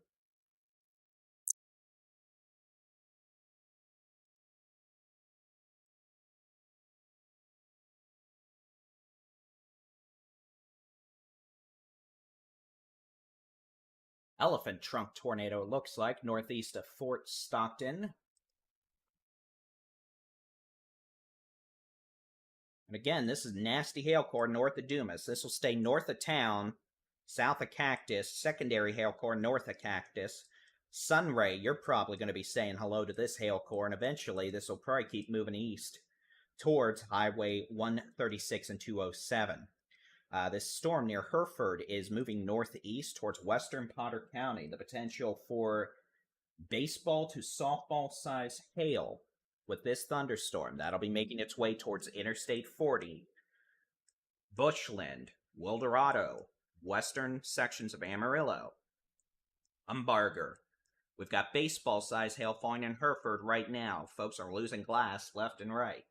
Moving towards western Potter County.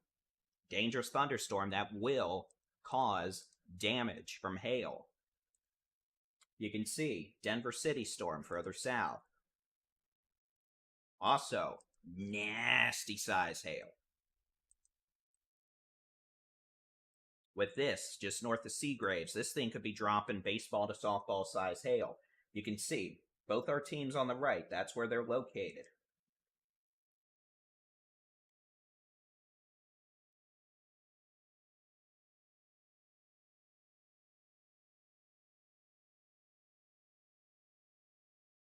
To update that.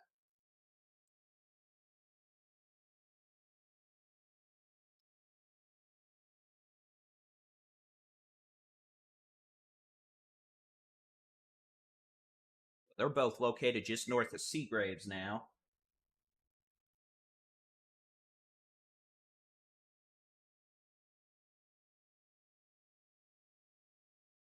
And we know, even though there's hail, there's rain, there's a ton of blowing dust from all the winds around the thunderstorm.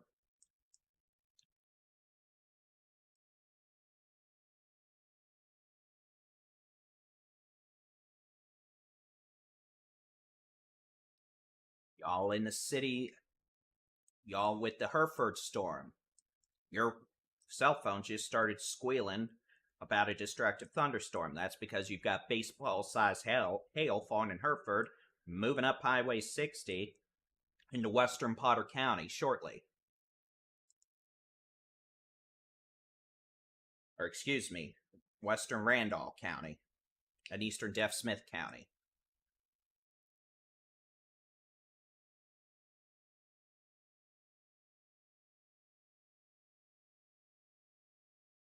The storm continues. It'll be on Interstate 40 in 30 minutes.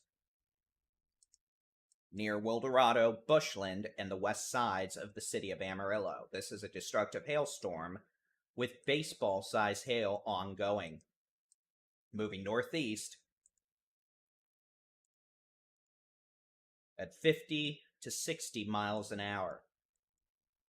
Lubbock, you're all good for now. Nothing west of town threatening y'all. This thunderstorm, southwestern Terry County, capable of producing tennis ball to baseball size hail. Winds over 60 miles an hour, moving east at 30 miles an hour. We'll stay just north of Seagraves. Wellman, y'all could be in for a nasty time with hail that should stay south of the city of Brownfield. We've got storms southwest of La Mesa. Those could have quarter to golf ball size hail. We've got a thunderstorm capable of producing a tornado in addition to softball size hail and wind gusts over 80 miles an hour. We've got winds in Hereford blowing over 60 miles an hour with wind-driven baseball-size hail. Storms moving towards western Randolph County, west side of Amarillo, Bushland. This storm near Snyder, hail core passing just southwest of Snyder, could be softball-size hail, wind-driven. This thunderstorm near the southwest of McCamey, northeast of Fort Stockton, has a tornado down and has for 10 minutes. That tornado, in addition to the potential for softball-sized hail approaching Highway 67. This will remain well northeast of Fort Stockton, southwest of McCamey. This will eventually cross Interstate 10 between mile markers 282 and 312, so we don't want anyone on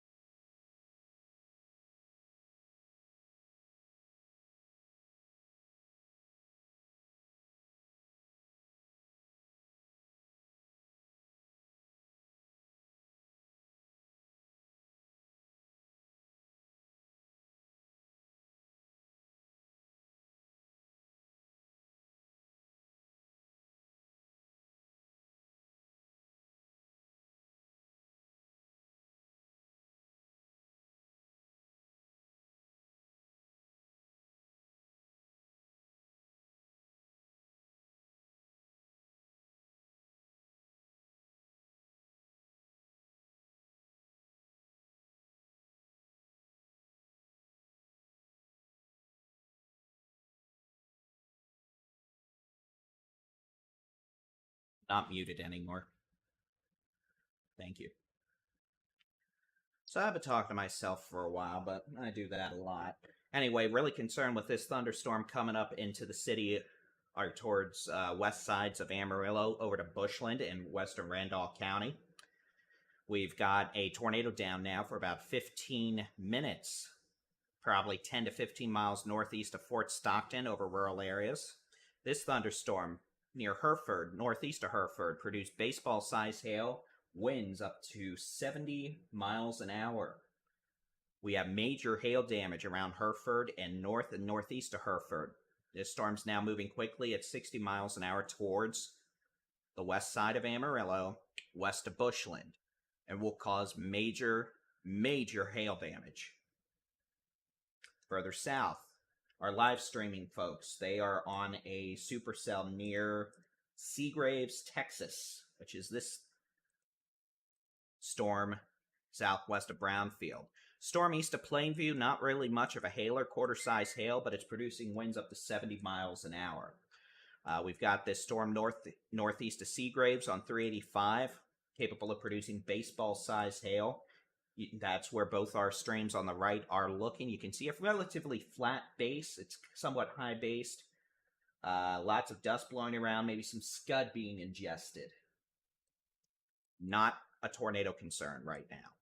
The storm south of La Mesa perking up in the hail department could have tennis ball size hail. Storm near Snyder, just south of Snyder, softball size hail. Wind driven over 75 miles an hour. Cannot rule out a rain-wrapped tornado. Again, still some decent mid-level circulation with that thunderstorm, but that's definitely a hail problem. And that storm's moving east at 20 miles an hour. Further southwest, these storms northwest of Fort Stockton that are relatively new are really getting mad in the hail department. The potential for hail over the size of a baseball. And again, they're not really moving much right now. And then this thunderstorm, east of Fort Stockton near Highway 67 southwest of McCamey, has had a tornado down for 15 to 20 minutes now. Also capable of producing baseball-size hail.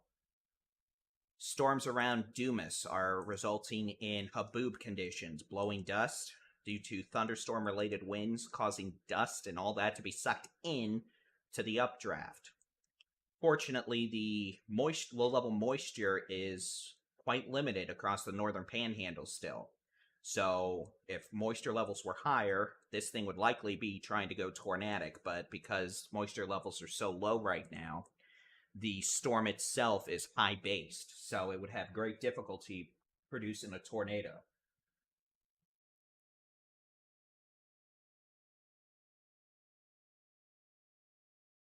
But in terms of impactful conditions to highly populated areas, this thunderstorm moving towards the west side of Amarillo is problematic. Capable, let's just say, I'll just start reading off some towns. Bushland, Bishop Hills, west of Suntsea, west of Canyon,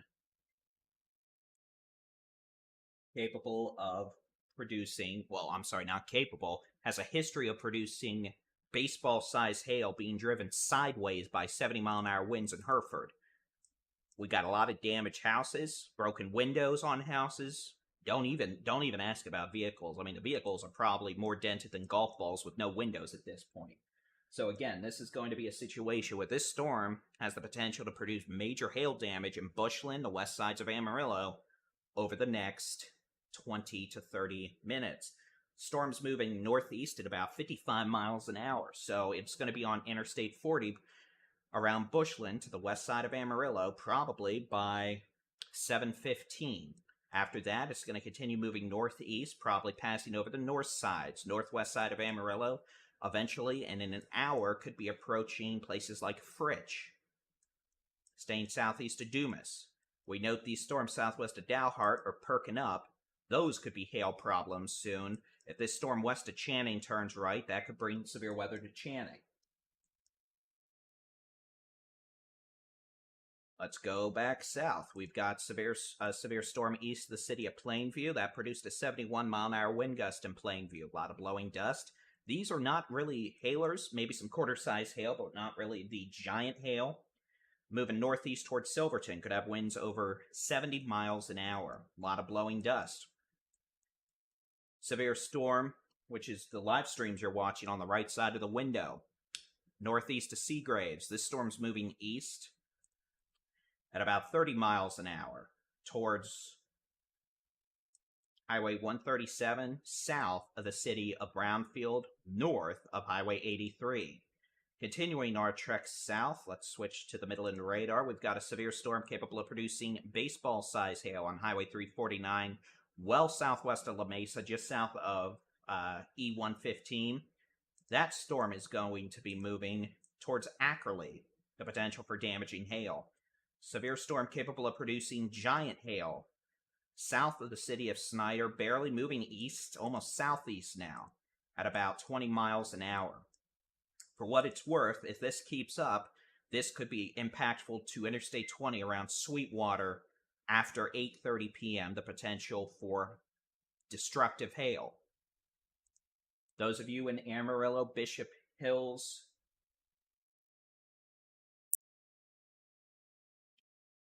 Gentry, Bowdoin, 80, Dawn, essentially everyone up here, your phones are going off right now because of a thunderstorm capable of producing baseball to 3-inch hail. So, apple, a large apple, essentially, along with strong winds over 70 miles an hour.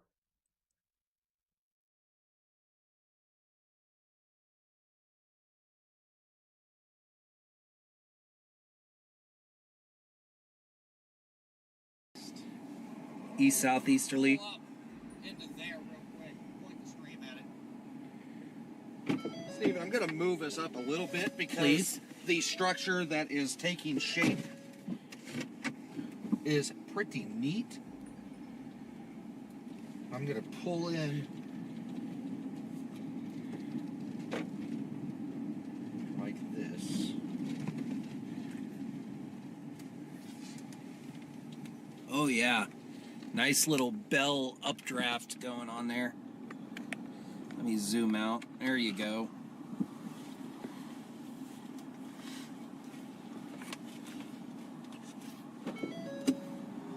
This is looking better. Yeah, this is starting to look a bit better.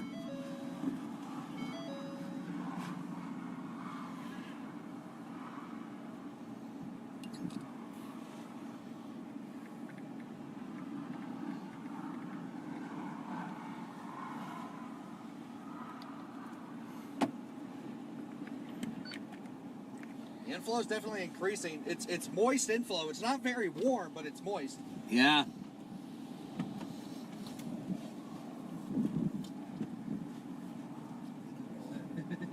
This poor running board. I know. It's like it's gonna collapse. That dust getting pulled in there. Hey, you can see the mesocyclone on the stream. And I'll be grabbing some Daniel Shaw pulling water up. real quick. So, we'll tune in to Stephen Jones and Alex Bartholomew. We also have Adam Lucio, Chelsea Burnett, Jenny Brown.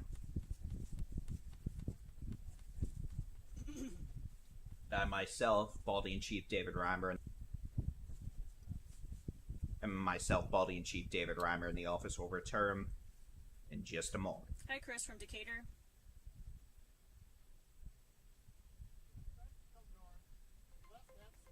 You can hear Adam talking to his people. Alina, if that's how you say that, I'm sorry. If not,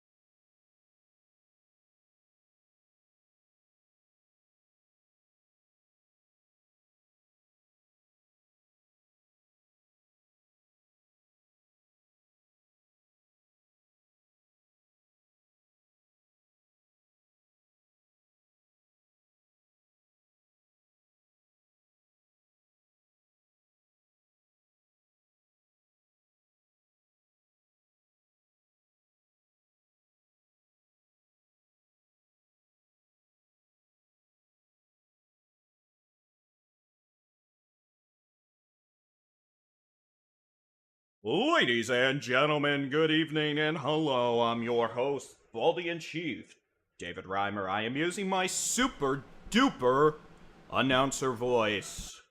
Hello and good evening. It's 7:13 on the 1st of May, 2022. Yes, I do have an announcer voice, and no, I'm not going to keep talking like this. We do have a severe thunderstorm coming up on Interstate 40 west of the city of Amarillo near Bushland. This thing could be dropping hail larger than the size of a baseball, along with winds over 70 miles per hour. From Sonsi west to Vega, potential for baseball-sized hail or larger to occur. I'm unmuted. So yeah, we've got storms capable of dropping baseball-sized hail or larger. Approaching Interstate 40 from near Sonsi, west side of Amarillo to Vega. Moving northeast at about 50 to 60 miles an hour. These things are flying. We've got a new severe storm south of Dalhart, west of Channing. This thing went from nothing to holy cow, I'm going to drop baseballs on your head really quick. Channing, if this storm continues on its present motion, it'll stay north of you, passing closer to 385 and 87. Up near Hartley. If it turns right, it's going to say hello to Channing. And then from there, we'll have to see if it wants to go say hi to Dumas. Either way, that's a hailer. Speaking of Dumas, y'all got 70-mile-an-hour winds and more dust than y'all ever wanted to deal with again in the air. This storm's northeast of Dumas now, moving east. It'll eventually say hello to places like Stinnett, Pringle, Sunray, Morse Junction, as that storm moves east at about 30 miles an hour. And then we have a storm comparatively less intense southeast of Stratford. That'll be saying hello to mainly rural areas. But hey, you know what? At least it's going to be raining. Heading down into West Texas now. We've got thunderstorms now extending from northeast of Floydada over to Matador. Those are actually behaving themselves right now. Maybe some small hail, gusty winds, and beneficial rainfall. Let's go from west to east. We've got Angry Supercell. That's going to be the live streams you're watching. We'll head back over to those. Blowing dust galore. That's around Seagraves right now. Both live streams on the right side of your screen. Hail. Baseball to softball size hail northeast of Seagraves. Maybe just southeast of Wellman now. That storm's moving on east at 25 to 30 miles an hour. Again, it should stay east of Seagraves now. Could eventually impact Union to Welch, south of Brownfield, just north of Loop on 83. Continuing our journey, we've got a supercell thunderstorm capable of producing tennis ball size hail south of La Mesa. That's going to be approaching Highway 137 shortly. Over Patricia now in 349, moving towards Ackerley. That storm's moving east at a brisk 15 miles per hour. Over to Snyder, we've got a supercell that is pretty much sitting still. This thing's been dropping baseball to softball size hail, could produce winds over 75 miles an hour. And frankly, at this point, I'm concerned about flooding around Snyder. They probably had several inches of rain. This thing's dumping rain. We've got those storms also producing blowing dust. Again, live video on the right side of your screen from our chasers in the field. Those are near Seagraves, southwest of Brownfield, northeast of Seminole, northwest of La Mesa.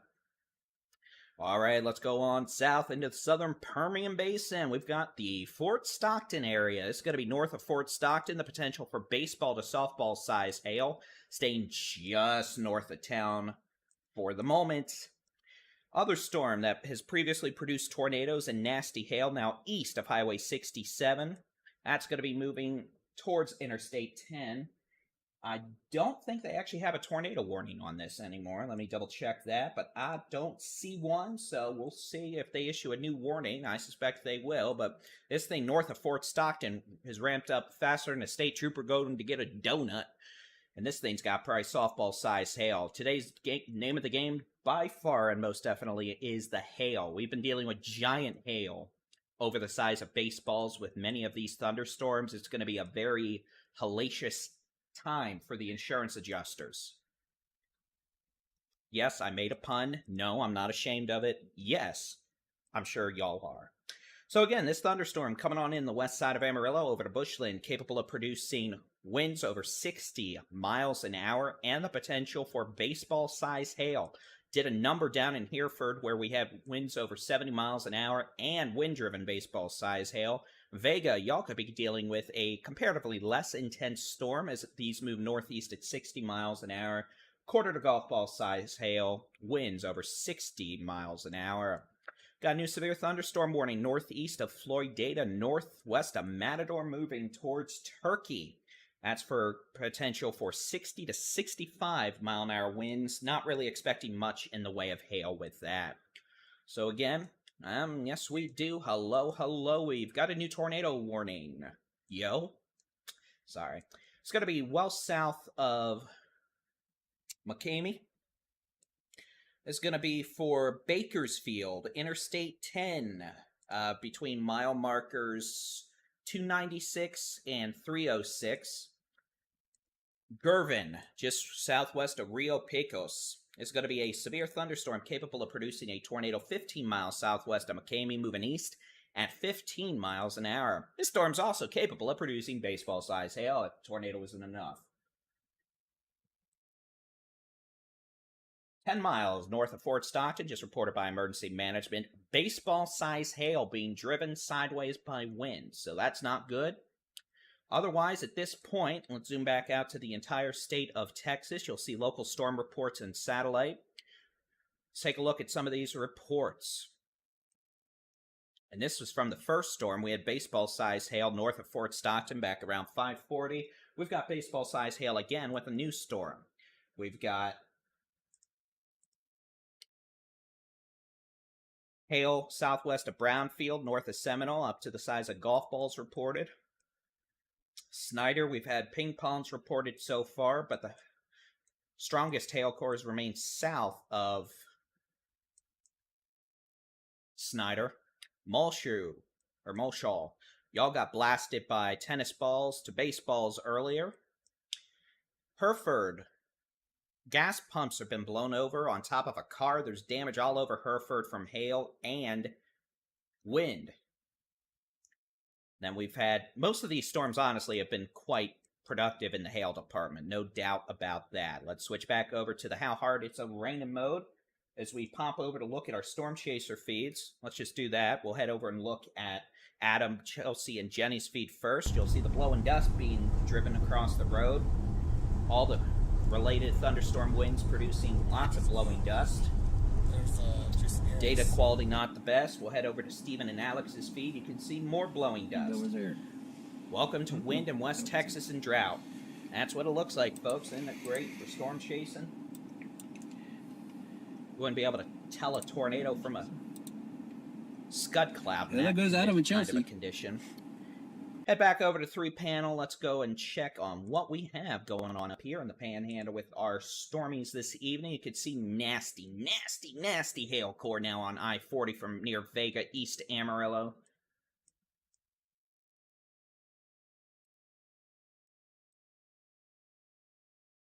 And that's moving northeast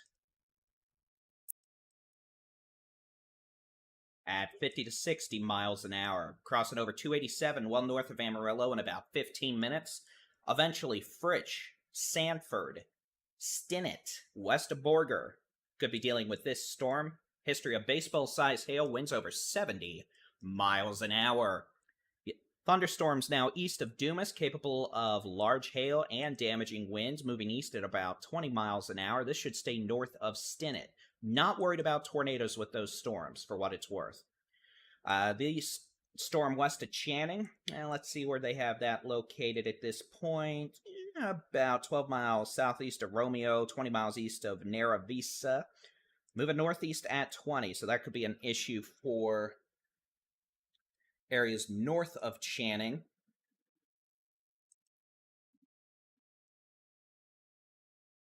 Up to Hartley on 385.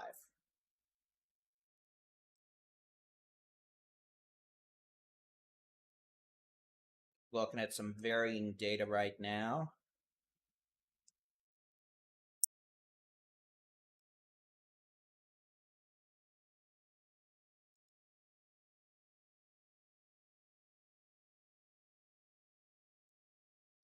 Go on south.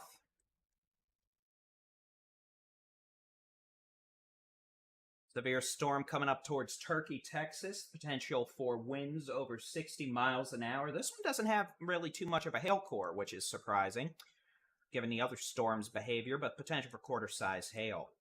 Heading down south of Lubbock. Hailer, baseball-size hail possible. It's going to be northeast of Seagraves. Moving towards Ackerley. It's over Highway 137 right now, moving towards Ackerley, and Highway 87 moving east at about 20 miles an hour. I should say that's what the one south of La Mesa, I apologize. That's this one. 137 moving towards Ackerley at about 20 miles an hour. This one further north, south of Brownfield. Between Wellman and Loop, staying north of Highway 83 for now, moving towards 137, Union and Welch, the potential for baseball-sized hail and destructive hurricane-force winds. Heading down into the Concho Valley, we're starting to see some thunderstorm development occur further east. These showers and storms, so far no indications of hail, anything like that. We'll keep an eye on it. As we head further west, however, we do have supercells. We've got one capable of producing a tornado. This is going to be well east of Fort Stockton now. In fact, I'll put a telestration on it. You can see Clear Hook Echo about 30 miles east of Fort Stockton now, 30 miles west of Iran, 15 to 17 southwest of McCamey. And this is moving east-southeast at about 25 miles an hour. We'll switch over to the which way the wind's blowing mode. You can see, yeah, we've got rotation with that hook echo and a clear defined hook echo. And this storm is, again, slowly moving east-southeast at about 15 to 20 miles an hour. Thunderstorm north of Fort Stockton, currently capable of producing baseball to softball-sized hail, winds over 70 miles an hour. This storm is moving east as well and should stay north of Fort Stockton, but we're going to have to keep an eye on it. Some of those strong winds will likely still result in blowing dust near Fort Stockton and on Interstate 10. Severe storm continues to mostly just sit around Snyder. Hail cores built north into Snyder, likely having flash flooding ongoing, given the fact these storms have just been sitting there for a while. I'm going to switch to a different product. The header upper third isn't going to change, but I just want to see what the radar thinks we might have precipitation-wise.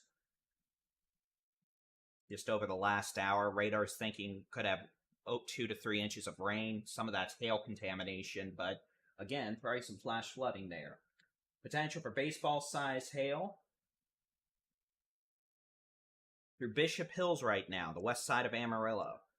Let's go back up to that. This thing's really picked back up again. Bishop Hills, northwest side of Amarillo, likely have baseball-sized hail falling right now. This will be moving northeast towards Marsh, Punit, Gilliard, north sides of Amarillo. And then eventually we'll be moving towards Fritch, Sanford, McBride, Pomeroy, Borger, Stinnett, where we have another storm already in progress, so a conglomerate of thunderstorms underway. Across this region, all capable of producing hail, damaging winds, blowing dust.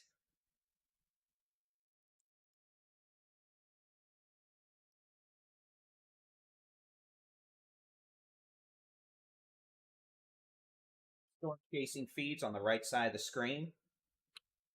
Adam, Chelsea, Alex, Stephen, Jenny, near Seagraves, Texas.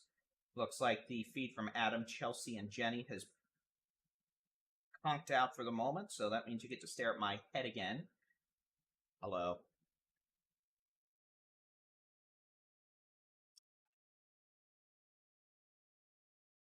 You can see stream from Stephen and Alex. They're getting blasted by winds.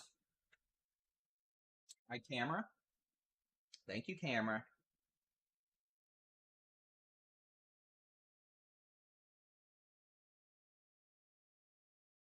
Baseball-sized hail confirmed by the fire department in Bishop Hills. So I'm afraid a destructive hailstorm west sides of Amarillo to Bishop Hills. Not great. That storm's moving northeast quickly at 55 miles an hour. Be in Fritch at about 8 p.m. Sanford, 8:10. Stinnett, about 8:25 this evening. We'll have to see how that interacts with this storm that is on 152 west of Stinnett right now. And then we've got other severe storms across West Texas moving now towards the western big country. Severe storm near Snyder, a lot of hail, wind, rain. Severe storm southeast of La Mesa, east of 137 now moving towards 87 in Ackerley or Akeley. That could be baseball-size hail. Severe storm, which is where the live stream is, right side of this window now, coming east of Seagraves. That'll be moving towards Union and Welch along Highway 137, moving east at about 25 miles an hour. And for those of you wondering, these days, your wireless emergency alerts, the scary sounds on your phone, will be activated by warnings that include hail over the size of 2 3/4 inches. That's baseball-size hail or larger, or winds over 80 miles an hour, in addition to the tornado warning. So, Amarillo, y'all probably just dealt with that. And again, the time is 7:29 p.m. on the 1st of May, 2022. We're rolling in May with a severe weather outbreak across western parts of Texas. I mean, look, there's going to be millions in hail damage. No doubt about that. We've got damage from wind. But if we're going to look on a positive light of anything, at least some folks are getting rain. I mean, there's more rain out here today than we've probably seen combined in the last 5 months, if not longer.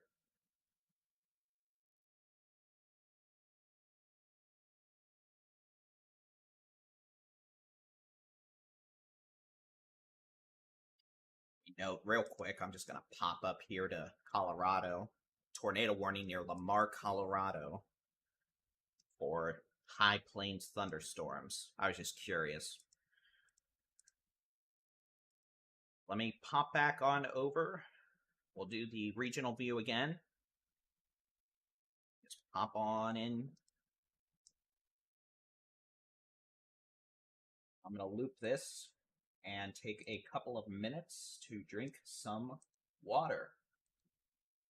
We'll continue our severe weather coverage. By the way, you can keep an eye on the sky with the Texas Storm Chasers Interactive Weather Radar over on our website at texasstormchasers.com/radar, or better yet, just download the free Texas Storm Chasers mobile app. You can watch our live streaming coverage and storm chasing video. By the way, make sure you're subscribed to us if you're watching us on YouTube. We've also got multiple other live streams from our storm chasers going. We'll be chasing tomorrow in probably northern Oklahoma or southern Kansas, another high-end tornado day possible. Tuesday looks like a down day, and then we may be back chasing in Oklahoma, then Texas on Wednesday and Thursday. We've got a new tornado warning for the thunderstorm near Snyder. So much for my little voice break. Let's take a look at this first. It's going to be a tornado warning just south of the city of Snyder.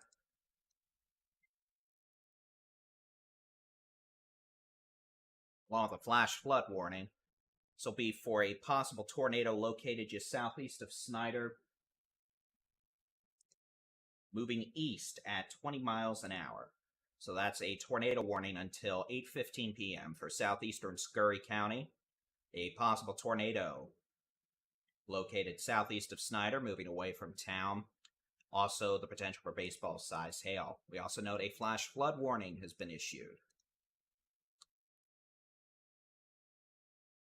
We have a new tornado warning for storms down north of Fort Stockton. This is going to be north of Fort Stockton. Will not include the city of Fort Stockton. Tornado warning until 8:15 p.m.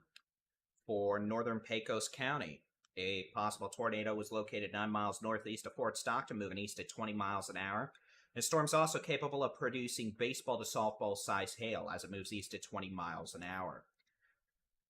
This is going to remain over mostly rural areas, but may eventually impact Interstate 10, closer to mile marker 284. We have a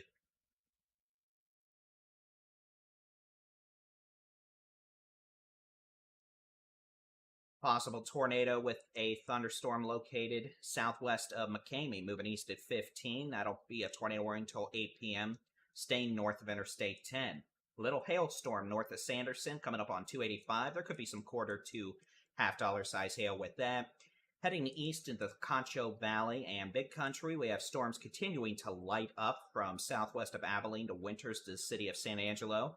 While none of these are severe yet, we are starting to see indications of a hail core with this thunderstorm just southwest of Winters and perhaps now southwest of Merkel. Those storms are moving northeast at probably, I'm going to say 30 miles an hour. Live streaming video, bottom right corner, is going to be from our storm chasers east of Seagraves, near Union and Welch, Texas. So again, I'll take a loop. I'm going to loop this for a few minutes. Keep watching Storm Chase video. We'll actually switch over to the feed for Steven and Alex. Let me make sure we don't have any sort of... If Adam, their feed's not back yet. Well, let's just switch over to Steven and Alex's feed. You'll be able to listen to them for a couple minutes. I'm going to take a look at some of the latest data, drink some water, and we'll be back with continuing severe weather coverage in just a moment. It's really cold inflow. I'm gonna get out.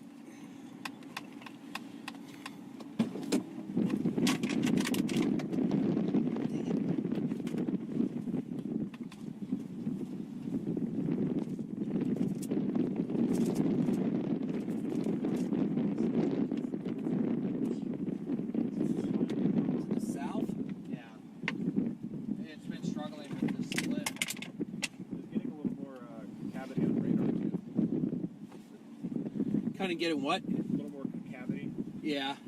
Yeah, I think this is going to be the new,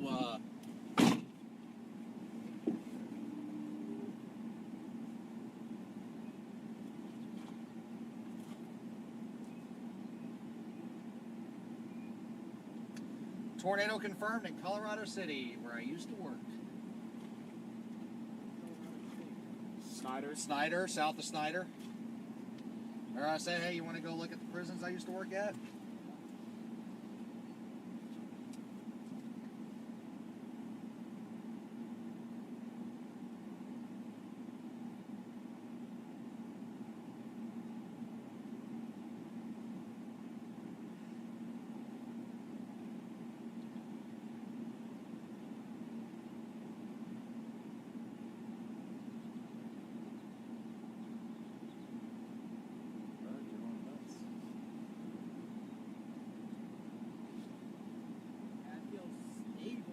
Yeah, I don't like this at all, actually.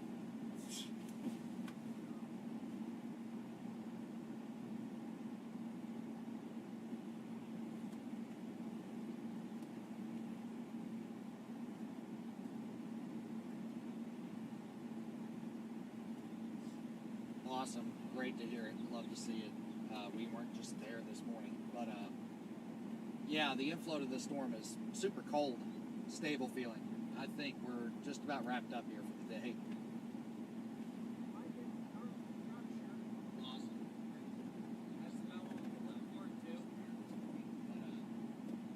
Yeah, the inflow of this is super cold.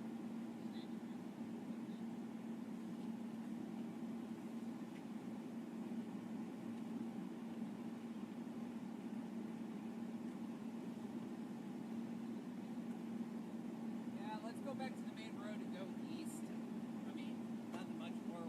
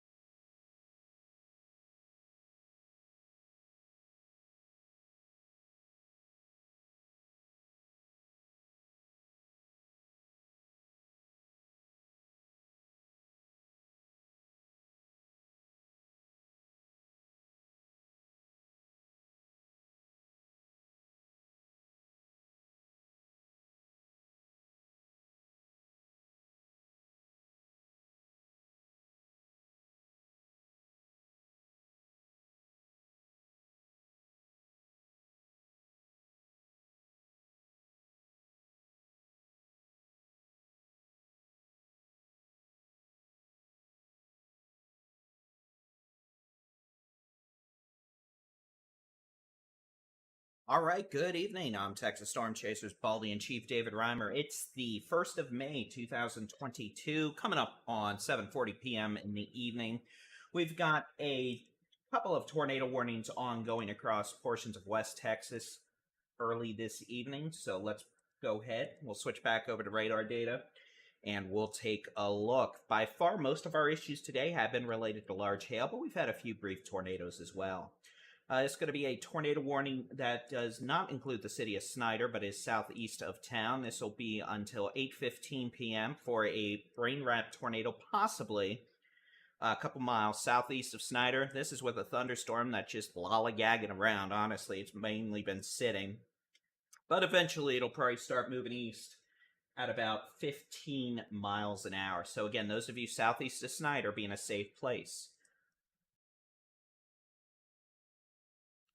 We've got a new severe thunderstorm now on Highway 83 near Winters.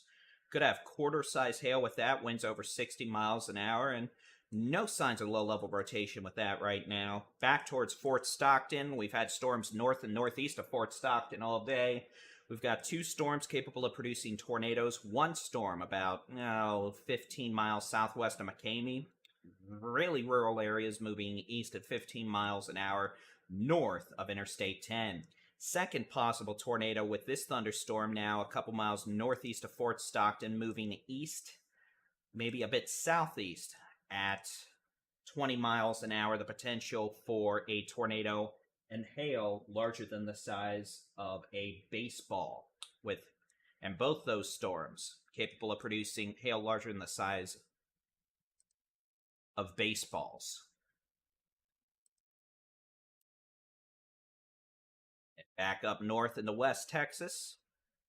Again, besides the Snyder storm, we've got a severe storm coming up on Ackerley and 87, the potential for large hail with that. Severe storm over 137 south of Brownfield near Union, the potential for golf ball size hail. Hail core with this has been coming down recently. This has been a long track, slow-moving supercell that originated a couple hours ago just east of Lovington, New Mexico. Brought hail to Denver City, stayed just north of Seagraves. Lubbock, you're all clear for now, unless we have new storms develop, which I can't rule out.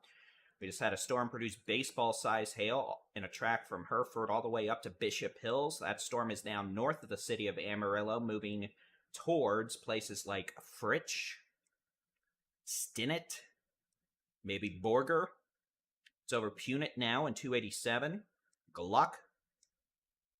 Those of you up in Sanford, Fritch, Stinnett, be ready. This thing's coming your way at about 60 miles an hour, and it's got baseball-sized hail and 70-mile-an-hour winds. Storm west of Stinnett on Highway 152 does seem to be translating further southeast. This thing's capable of producing golf ball to tennis ball size hail, and will be moving into Stinnett soon. We note there's going to be some interesting storm scale interaction, since this storm southwest of Fritch, north of Amarillo, going to be moving like this, and this is moving like this. So at some point, they're liable to collide, and we'll have to see what happens when that occurs, if it actually causes one of the updrafts to intensify, or if it just results in some weakening. Either way, there's going to be a lot of rain in that area, which is probably well needed and welcomed. We've got a severe storm west of Channing. This thing has turned right a bit. I speculated about 20-30 minutes ago if this storm turned right, it'd be an issue for Channing. That does appear to be happening right now. So Channing, your threat for hail is going to increase. Those of you from Hartford South, Hartley South to Channing, y'all are also going to have to deal with some hail.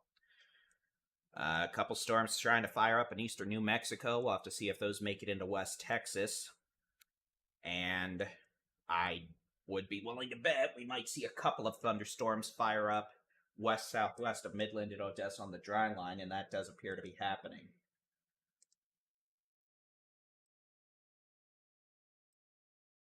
So, again, we have multiple severe thunderstorm and tornado warnings over mainly rural areas. One possible tornado is going to be Here, I'll get a label on it. Not that label.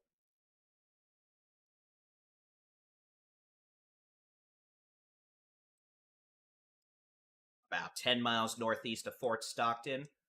Second possible tornado would be located a good 15 miles southwest of McCamey, 28 miles west of Iran, or 31 miles east of Fort Stockton. Both these storms are generally moving east-southeast at about 15 to 25 miles an hour. Looks like thunderstorms around San Angelo are starting to intensify. Speculated that might occur. One storm near Winters is taking on supercellular characteristics. Quarter-size hail possible. If it continues to strengthen, that hail size will only increase. I'd suspect a similar occurrence to occur with this thunderstorm just on the north side of the city of San Angelo. And it's moving northeast.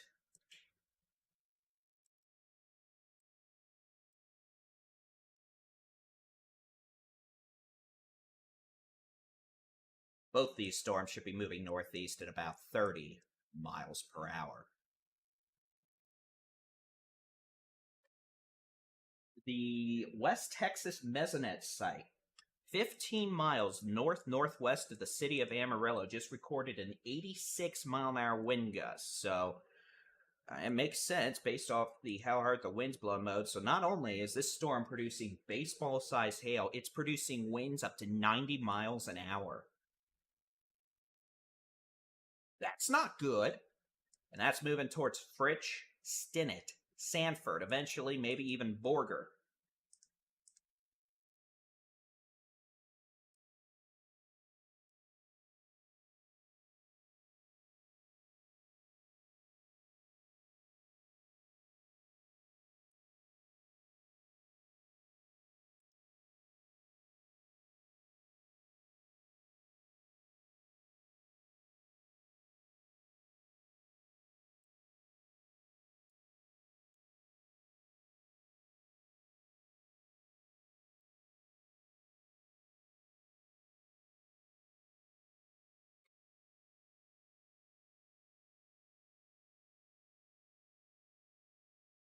So as we continue our severe weather coverage this evening, couple reminders. You can watch live storm chasing video on our website or YouTube channel. Just search for Texas Storm Chasers. You want to use our free interactive weather radar. It's a great way to keep an eye on the sky and keep track of storms in your neck of the woods or across the country. You can see the live streaming storm chase video from Alex Bartholomew and Stephen Jones. They're located east of Seagraves now on a relatively high base supercell thunderstorm. Lake Meredith, Fritch, and Sanford are in the path of a very dangerous thunderstorm with a history of producing 80 to 90 mile an hour winds and baseball-size hail. That's these storms moving towards Fritch. We're about to have a lot of cell mergers. Heading on south.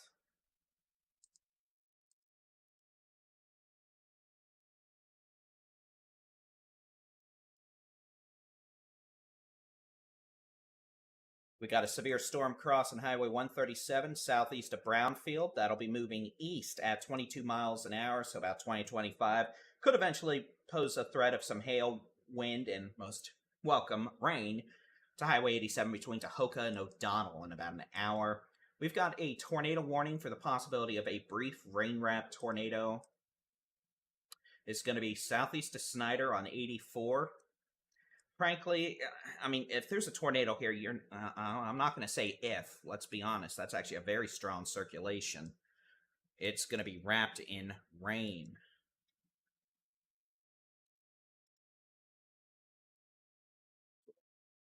Look at some data real quick. I need to see which radar is closest to this. Okay, so I'm using it.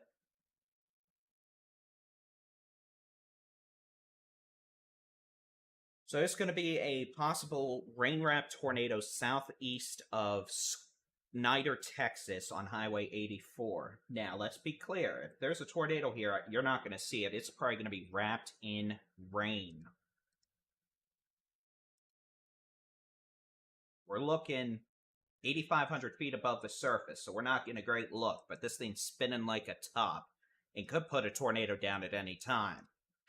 Storm's moving east at 10 to 20 miles an hour. It's a very rural area, fortunately. mostly, but still, there are folks out here, and this is very near the community of Permian.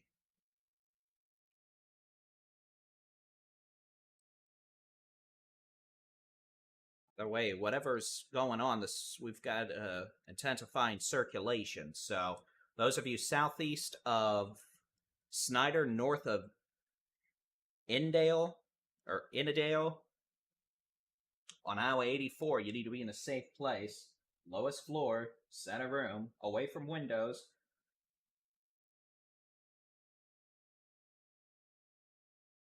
Many walls between you and the outside as possible. We don't want folks trying to go look for this thing. You're not going to see it. It's wrapped in rain if there's something down.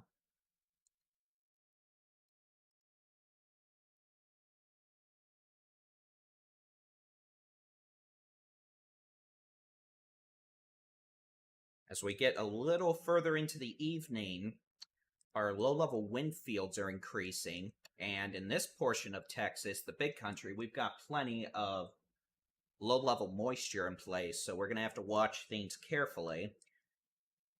As things definitely spinning. We've got a good mid-level mesocyclone. No signs of a tornado debris signature, but definitely the possibility, if not likelihood, of destructive hail, very strong winds, and the potential for a rain-wrapped tornado with this thunderstorm. Go back up to north of Amarillo. This thunderstorm, capable of producing winds over 90 miles an hour, hurricane-force straight-line winds, baseball-sized hail moving towards Lake Meredith. Four-way, Matterson, Pantex, Borger, Stinnett.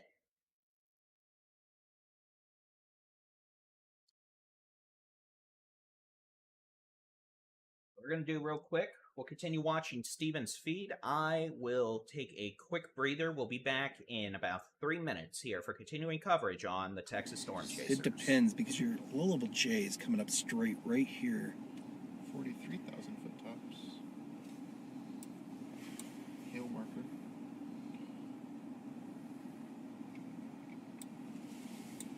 Well, if this thing goes shelfy, you know what's about to happen then. Tornadoes galore. Yeah, this thing's really bowing out. Yeah, it's done.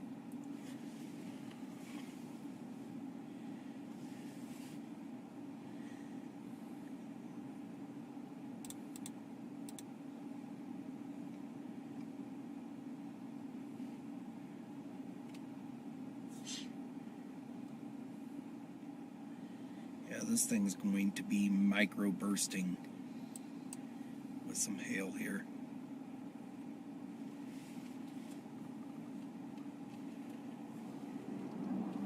I wouldn't go much further than that, bro.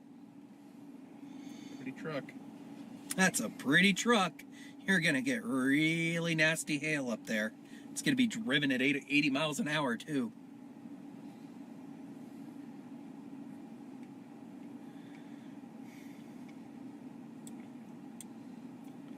Well, what I think we could do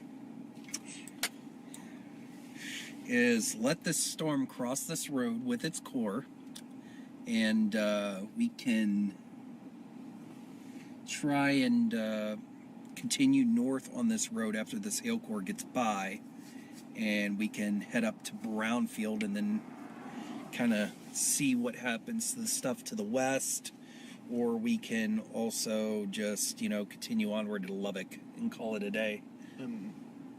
Google says that's the quickest way home is to go through Lubbock. That would make sense. 6 hours. It's 73 degrees outside right now. It's pretty stable.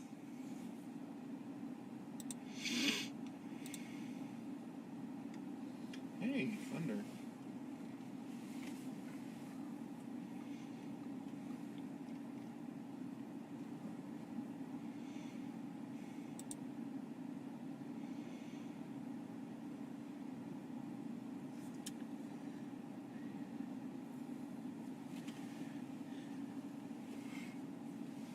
I can see the hail streaks just to the right. Some hail falling right there. Woo!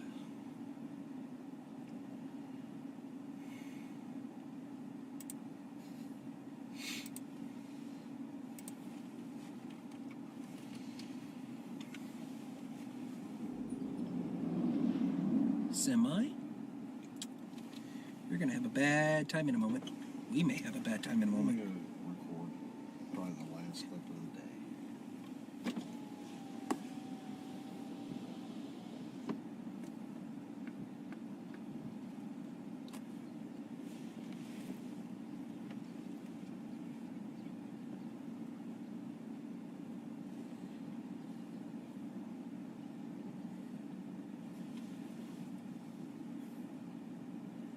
Worst of the hail's dropping off to the right here.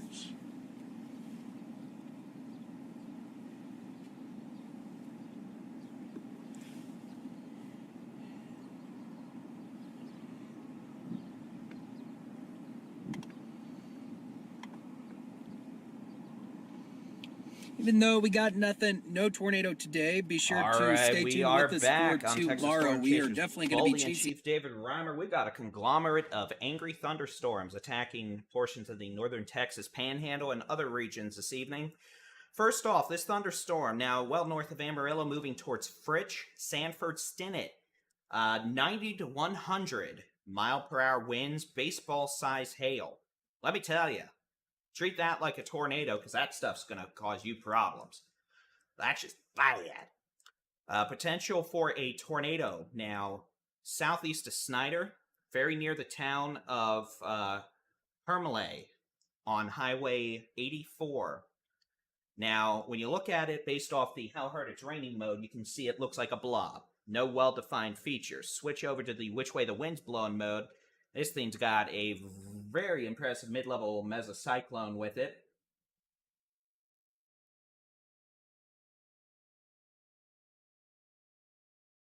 Winds in the blue, moving towards the radar, located northeast of Abilene at about 70 miles an hour. Winds moving away about 30, so we've got a 110 mile an hour mesocyclone. We're looking at about 8,500 feet above the surface. So this thing could definitely have a rain-wrapped tornado down, in addition to the potential for baseball-sized hail and hurricane-force straight-line winds. Thunderstorms north of Winters, south of Abilene, are continuing to increase in organization. Now could have hail up to the size of golf balls, if not a little larger. And we note the Storm Prediction Center has just issued a discussion. We're going to see a new severe weather watch issued, probably for the Concho Valley and Big Country soon.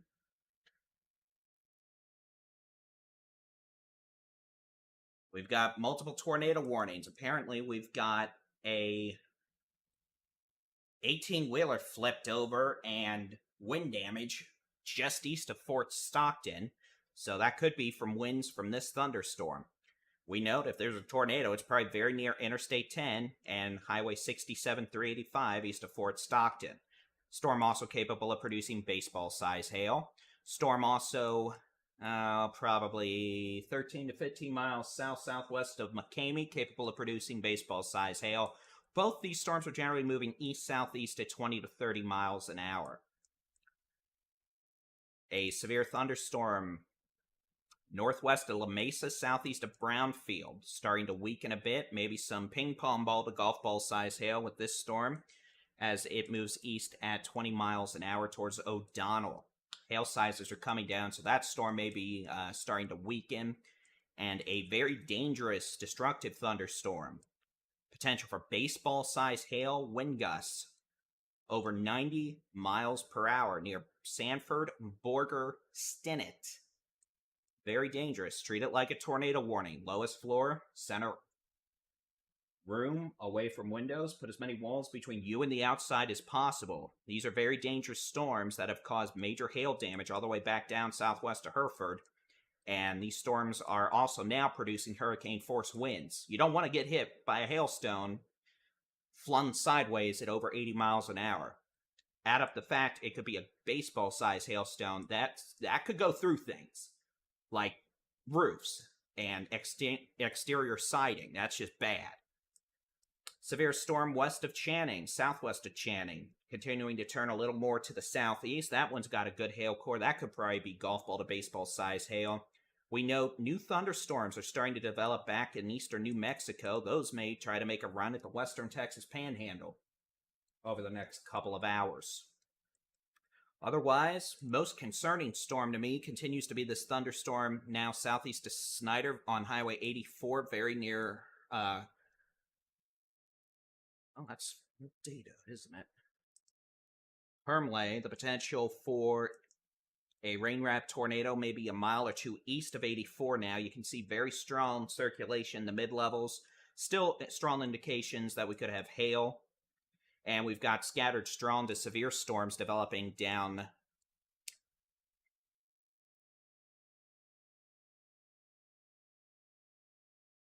Highway 83 from Tuscola, Winters, Ballinger, Miles down to San Angelo, with the strongest storm just north of Winters capable of producing quarter to ping pong ball size hail.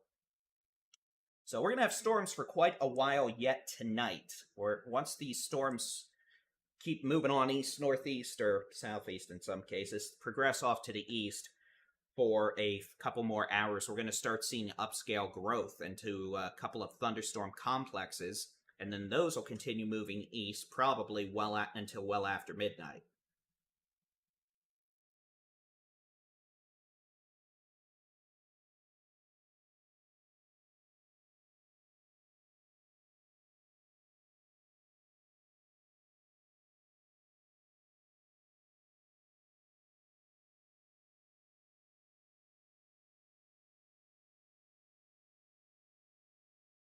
So this is a good time to download the free Texas Storm Chasers mobile app. You'll get interactive weather radar, live streaming videos from not only coverage, but our storm chasing adventures. We've also got weather blogs, written detailed forecasts beforehand that go over upcoming events, the potential scenarios, and what our general expectations are. We're now in May. We're going to be chasing a lot over the next week or so, it looks like. Tomorrow, probably going to end up in northern Oklahoma, southern Kansas. Wednesday, Oklahoma or Texas. Thursday, northeast Texas, it looks like. Channing, you're going to have a nasty hailstorm soon. Stinnett, I mean, that's just nasty, nasty. I mean, you've got storm mergers. Here, I'll load a radar loop.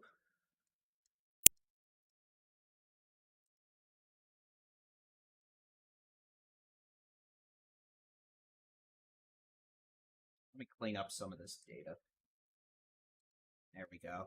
I mean, take a look for yourselves. Storm merger about to occur over Stinnett to Borger. Fritch.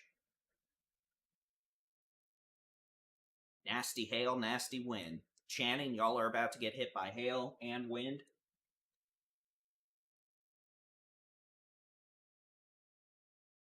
Just got a report out of Hermleigh, southeast of Snyder, of damage. RVs flipped. So, if not a tornado, very strong straight line winds with this thunderstorm and this circulation that was on 84 is now east of 84. High potential for a tornado in progress now. 2 to 3 miles east of Hermleigh. Hermleigh, I know I'm saying it wrong, I'm sorry. And Highway 84. This storm eventually may move toward Highway 70 south of Roby.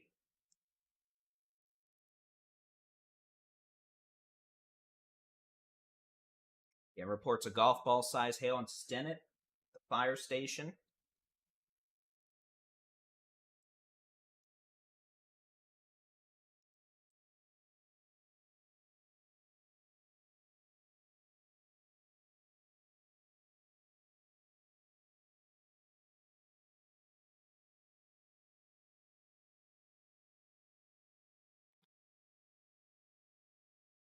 You can see, I guess if I turn on the actual,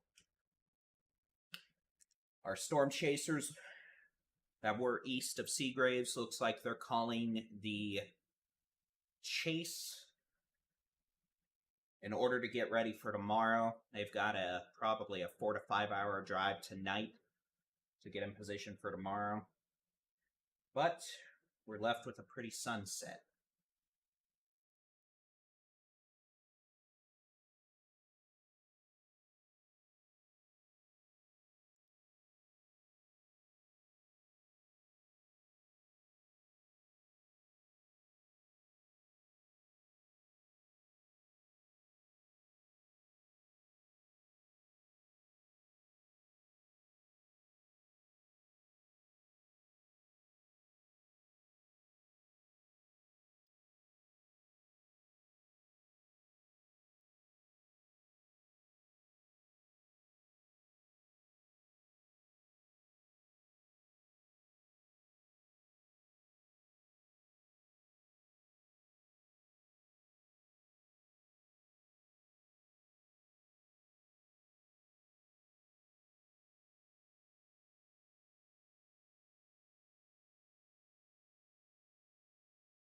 So again, one severe storm north of Winters moving northeast at about 30 miles an hour towards Tuscola. Should stay southeast of Abilene.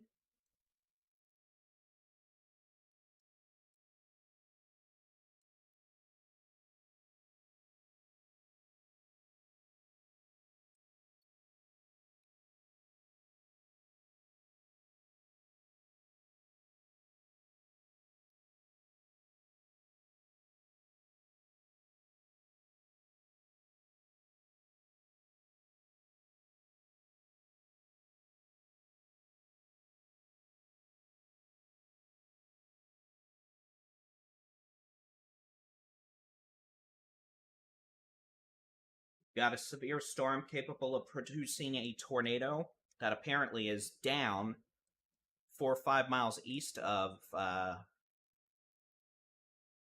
Hermli, moving east at 15 miles an hour, mostly rural areas, well northwest of Sweetwater, southwest of Roby. We've got a severe storm west of O'Donnell, southwest of Tahoka at 87. Slowly weakening, still capable of producing quarter-size hail. We've got storms, one east of Fort Stockton, capable of producing a tornado along Interstate 10 near mile marker 280. That's moving east at about 20 miles an hour. Also baseball-size hail. The previously tornado-warned storm that was south of McCamey's now severe warned. Still a nice hail core to it.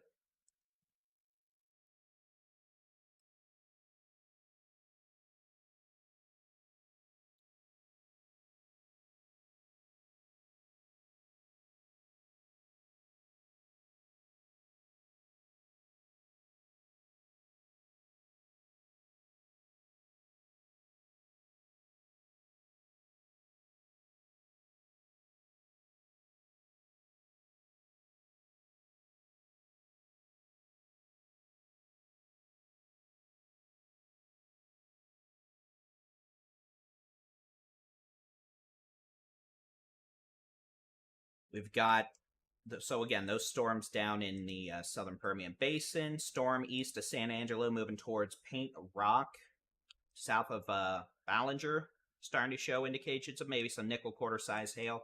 This storm that is northeast of Winters moving towards Tuscola, really ramping up now in the hail department. That's starting to get into the I'm going to break things category.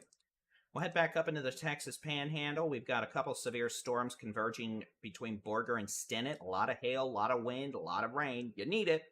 A couple of new storms developing in the eastern Texas Panhandle now. One northwest of Howardwick, west of McLean. One near White Deer, moving towards Skellytown.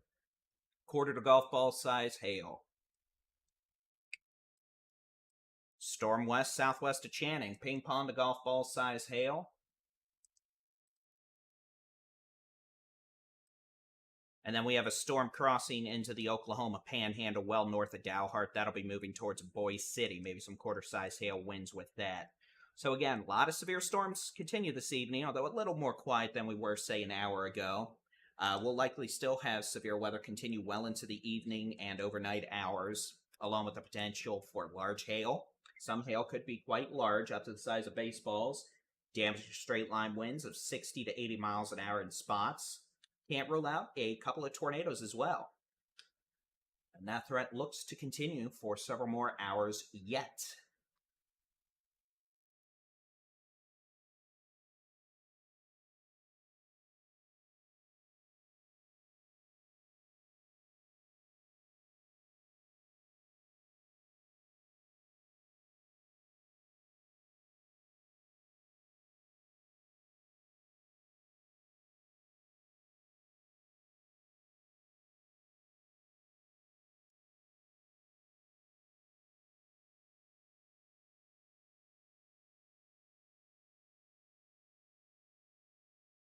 Thank you all for joining in this evening. Let's see a thunderstorm Stephen and Alex are looking at. We'll take a quick look at this storm again, west of Sweetwater. Then we're going to take a short break. We'll switch over to the Storm Chase feed, and then we'll continue our severe weather coverage.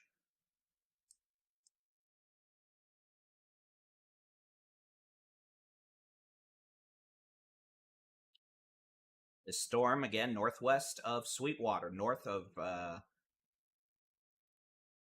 southwest of Ruby, southeast of Snyder, east of Hermleigh. Moving east at 15 to 20 miles an hour. Also seeing additional storms starting to develop a bit further east, so some of these are likely to become severe with large hail, damaging winds, and again, can't rule out a tornado or two. So I'm going to take a couple of minute break. We'll switch over to live streaming video by Alex Bartholomew and Stephen Jones as they view stormies at sunset. We'll be back here in a few minutes with the Texas Storm Chasers severe weather coverage. You're going to turn right, and then you're going to turn right to Hokie. That's that. At least we can see what the tops are doing. Still looks rather mushy.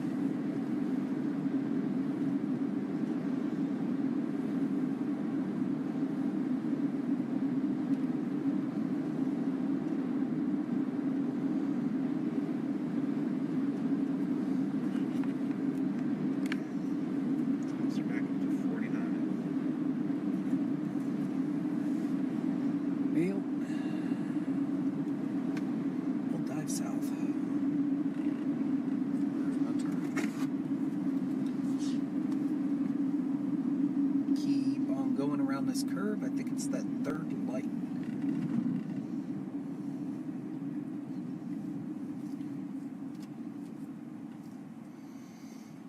We good on gas? Yeah, we're fine on gas.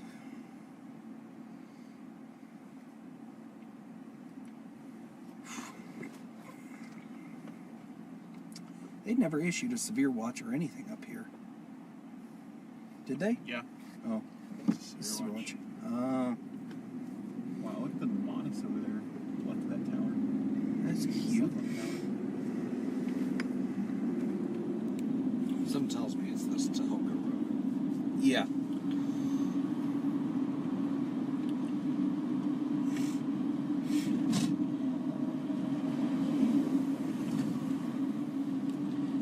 New. Hello?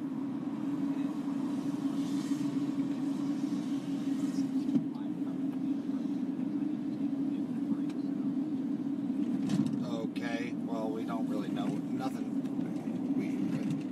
Do you want us to cover the tornado warning?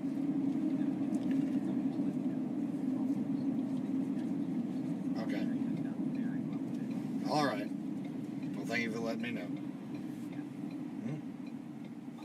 Bye.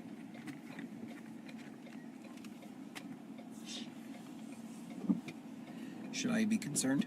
No.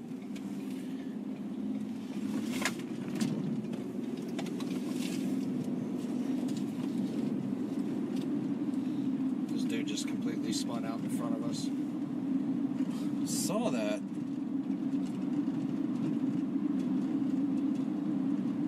No, David said he's taking a break, so he turned his live coverage feed into ours. Oh, okay.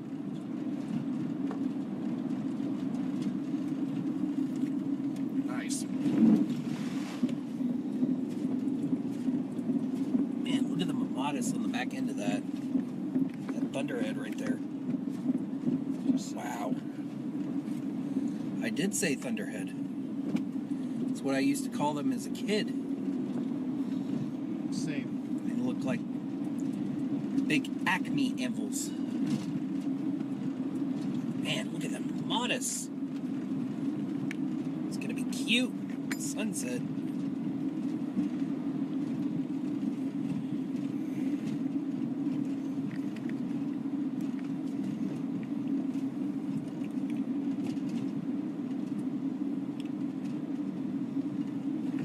We also will have multiple opportunities if we really needed to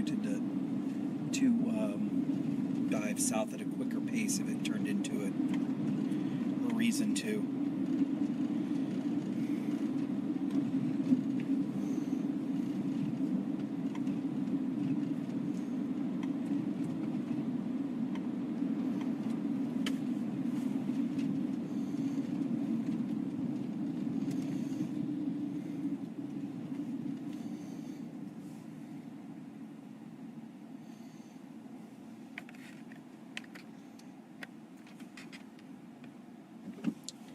That is pretty. That is the backside of a severe thunderstorm, folks. You could see the anvil and the Mamatis. It's a myth back in the 80s and 90s that Mamatis was a prelude to tornadoes, but typically you see Mamatis after a thunderstorm. Mamatis has no correlation between a tornadic and a non-tornadic thunderstorm. They can even happen on general thunderstorms.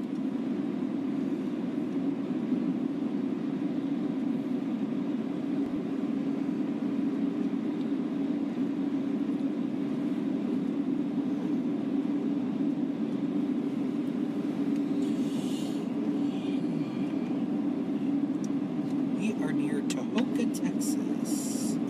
Mike, can you hand me one of those small monsters again?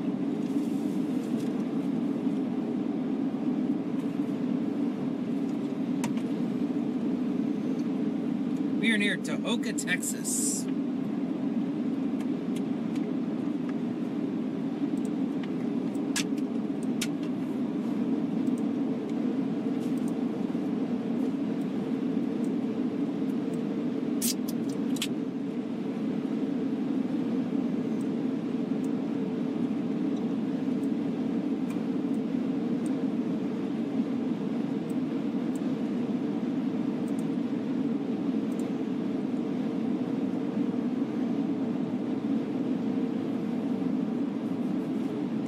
We are near the storm of Tahoka, Texas. The Storm of Tahoka. The storm of Tahoka, yes. Okay. This is the name of the storm I'm going with. Gosh. That is getting a better look to it. It's not as milky anymore.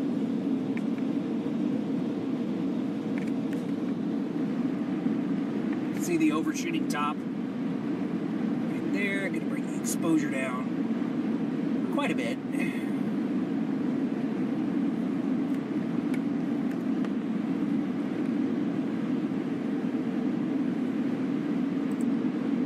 That is a powerful updraft.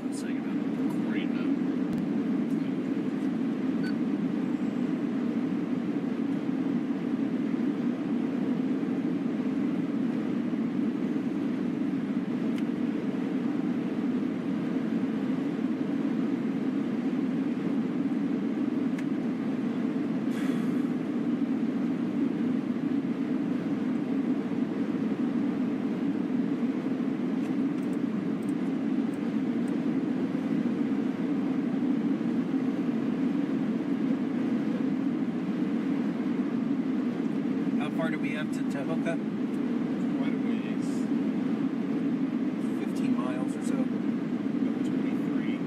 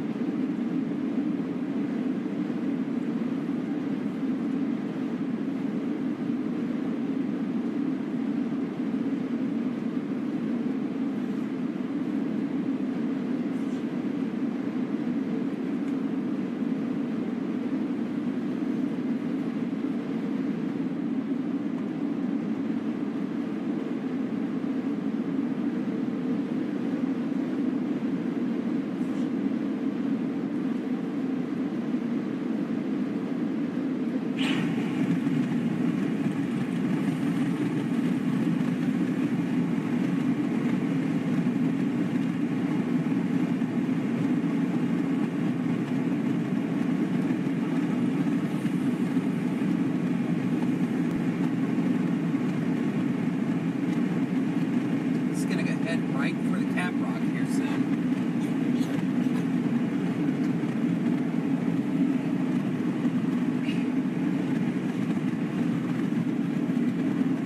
So let's look at the satellite.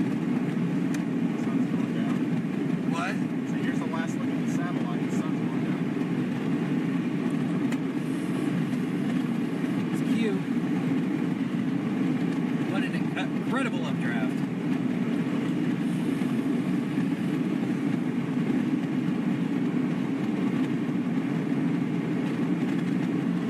Got a flanking line on it again. Yeah.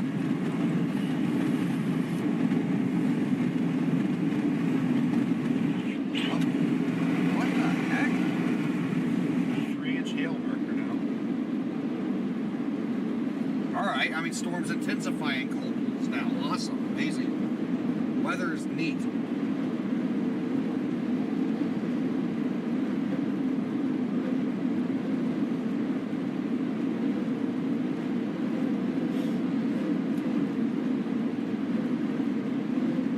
Tops are at 47,000. Lightning's increasing.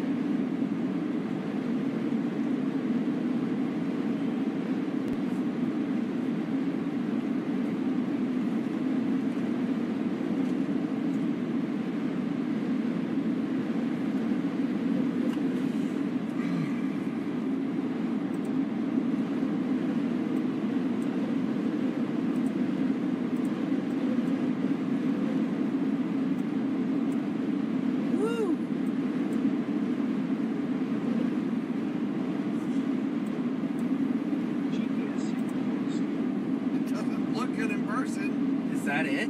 I think so. It's turned southeast now.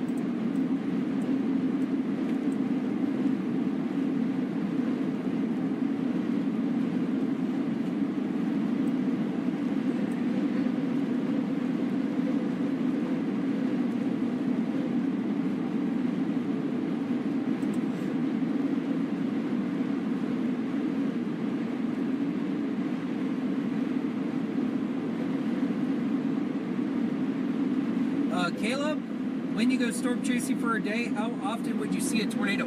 Well, honestly, in most cases, it's pretty much 1 every 10 storm chases. You pretty much come out of it with a tornado.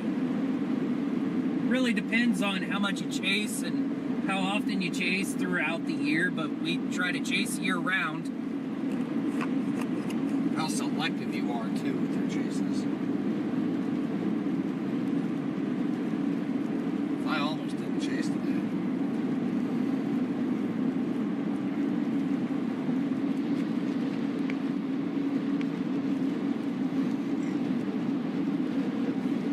That was gross.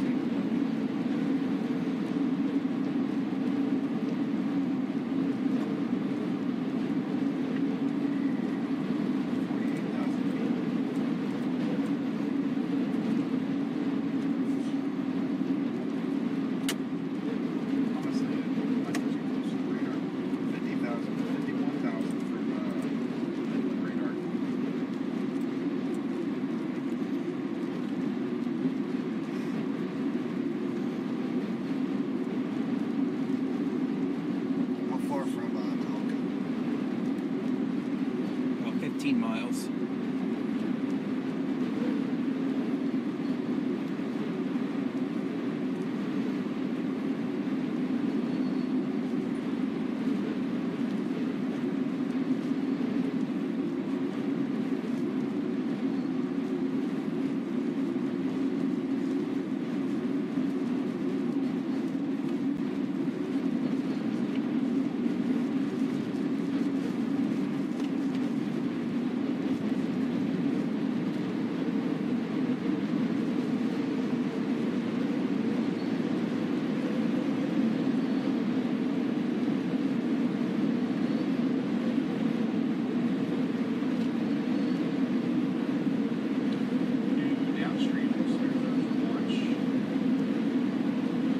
Rotation's starting to pick up on radar now. Hey, calm down. I'm just saying.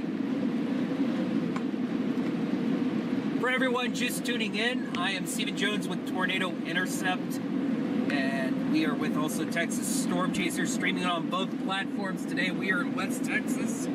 We're near the small town of Tahoka, Texas.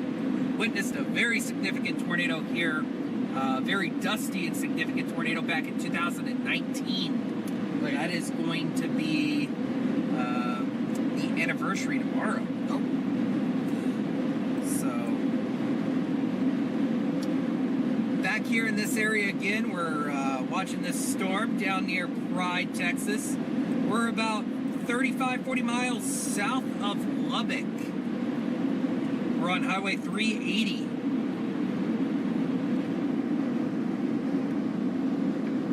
Someone's asking, how many tornadoes have I seen? Probably over 300 tornadoes. I really haven't been able to keep that much count. I know we're within seeing about 11 tornadoes this year so far. Been storm chasing since 2010.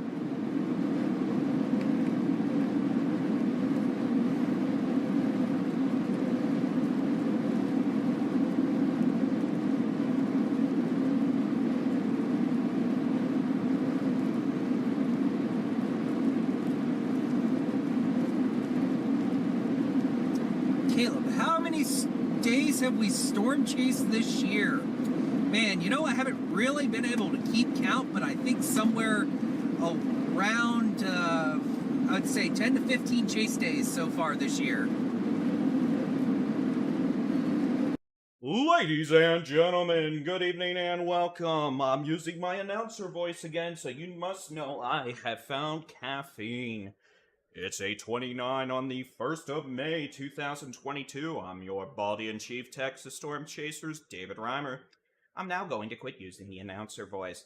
We've got a plethora of severe thunderstorms continuing to make a mockery of the evening plans we may have otherwise had. We've got thunderstorms currently in the Texas Panhandle. We've got thunderstorms to a lesser extent in West Texas. We have an increasing number of thunderstorms down in the Big Country.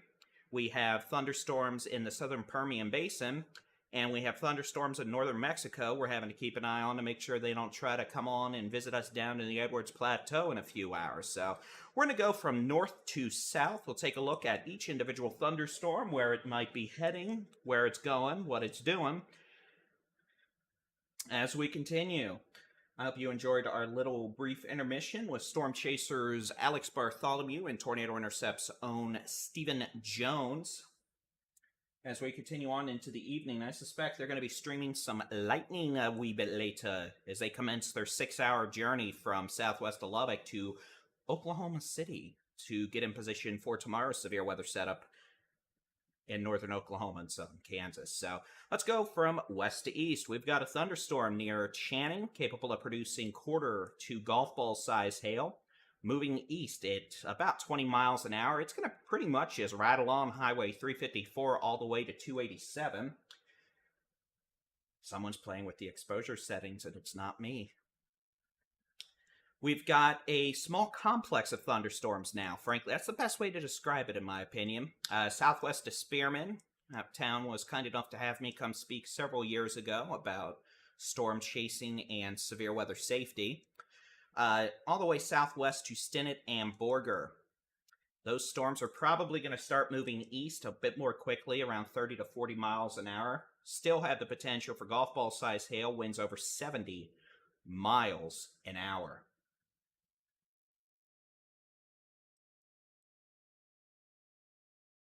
We've got isolated thunderstorms southeast, kind of in a broken line from Borger to Pampa to Groom to Howardwick, northwest of Clarendon, all the way down to north of 287 from north of Memphis to Wellington, all the way southeast along a warm front to near Vernon. We'll likely see thunderstorms continue to increase in coverage there, and they'll continue moving northeast. Check some things real quick.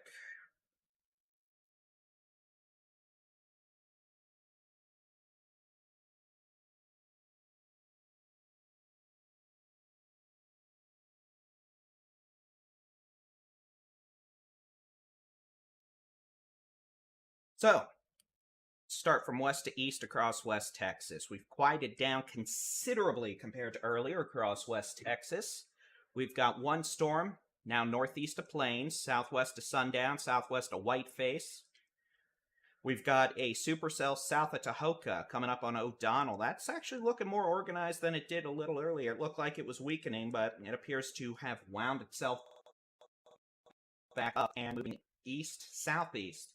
The potential for golf ball size hail may be a wee bit larger. Winds over 60 miles an hour as this storm moves east, southeast at about 20 miles an hour. It's going to stay well south of Tahoka, well north of La Mesa as it crosses Highway 87 near O'Donnell. All right, let's keep going east.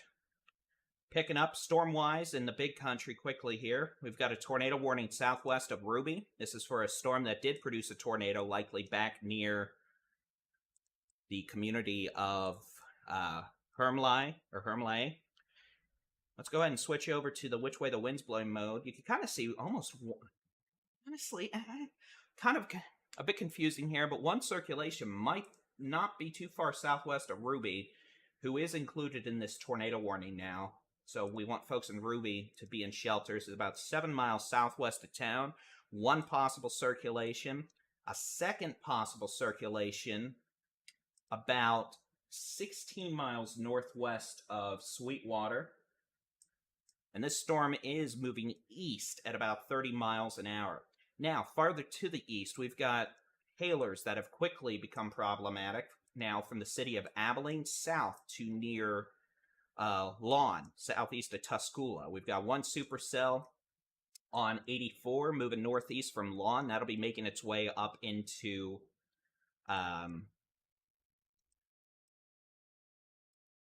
northeast of those folks towards Rowden and eventually Bayard, staying south of 20 for a while. Storm in the city of Abilene could have hail sizes increasing relatively quickly here.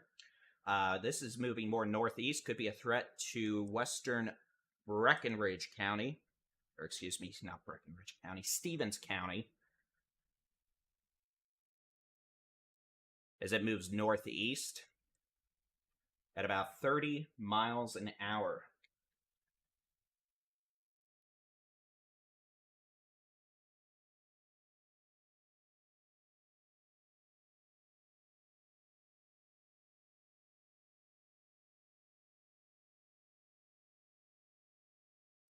So we got hailer in East Abilene. We got a hailer near Lawn, southeast of Tuscola. We've got other storms firing up on 83 between Ballinger, and Paint Rock.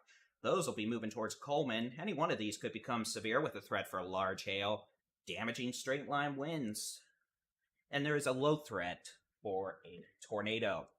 Further southwest now, well east of Fort Stockton. Let's say hello. One severe storm between McCamey and Iran. Large hail still falling. Other storm now making its way over and south of Interstate 10. Circulation now would be well south of Interstate 10. That doesn't look as organized now as it did earlier.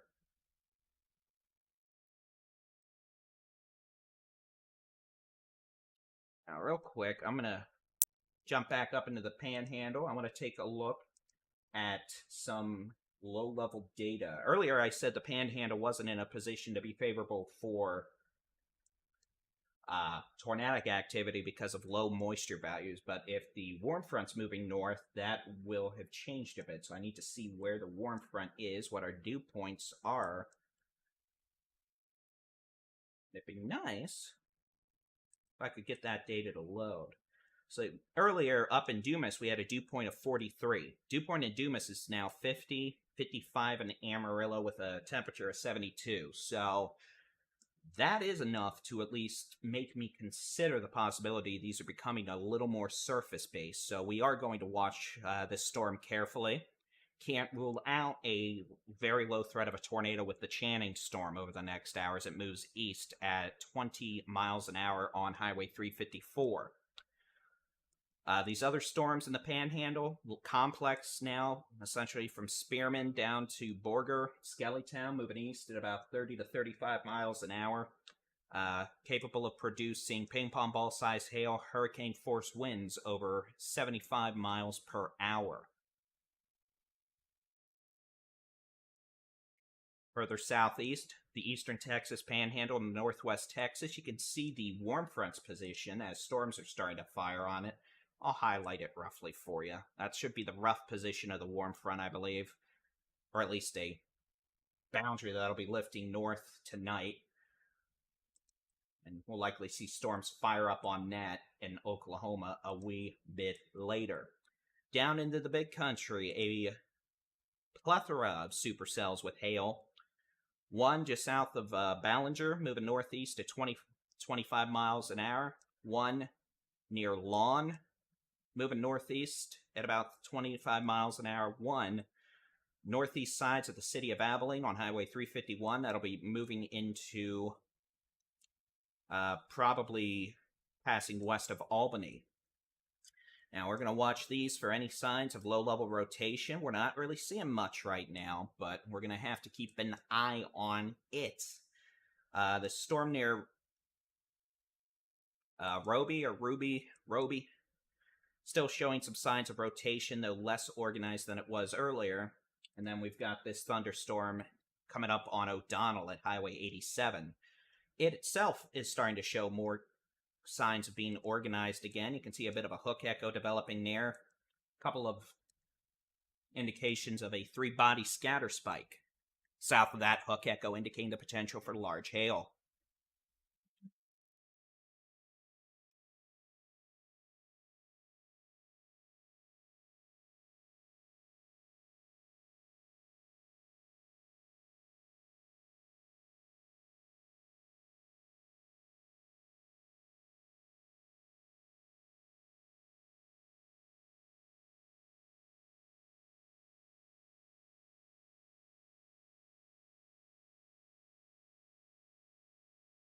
My apologies, but when the throat starts burning out of dryness, it's time to drink a lot of water.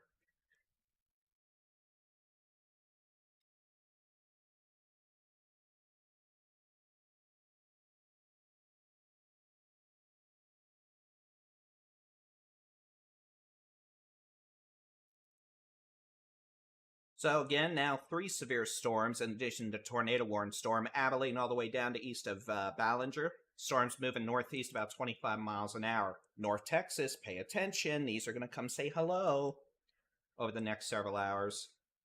West of the DFW Metroplex, we've got a severe thunderstorm watch For western North Texas through the eastern Big Country and the eastern Concho Valley through 3 a.m. or 2 or 3 a.m. it looks like. Make sure my various chat rooms are open here so I can keep an eye on it.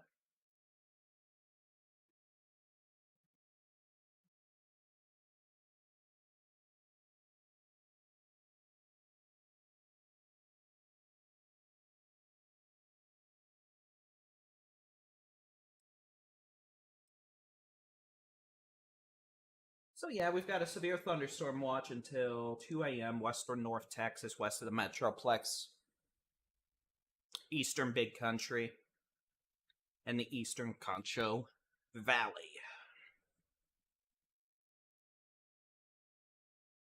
And as we transition to nighttime operations, we'll mainly be using radar data. Again, not expecting a high tornado threat. This is going to continue to be a hail issue, damaging wind issue, maybe an isolated flooding issue, a low threat for a couple of tornadoes. Watching the storm west of Channing, it's got a decent mid-level mesocyclone now. Winds in the green moving towards the radar in northeast Amarillo. Winds in red moving away. Broad.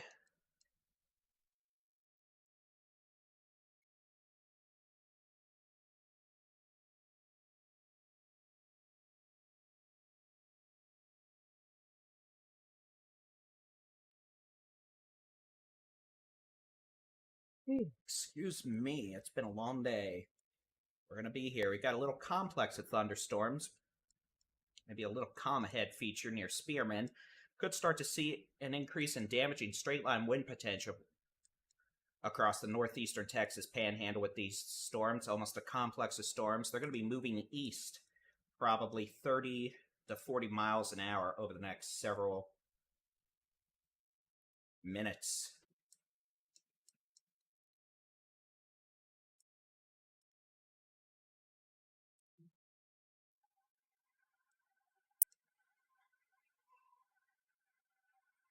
You can keep an eye on the sky with the Texas Storm Chasers Interactive Weather Radar on our website, texasstormchasers.com/radar, or just download the free Texas Storm Chasers mobile app. That'll let you maintain situational awareness, watch live videos, see our weather blogs ahead of events, and all that fun stuff.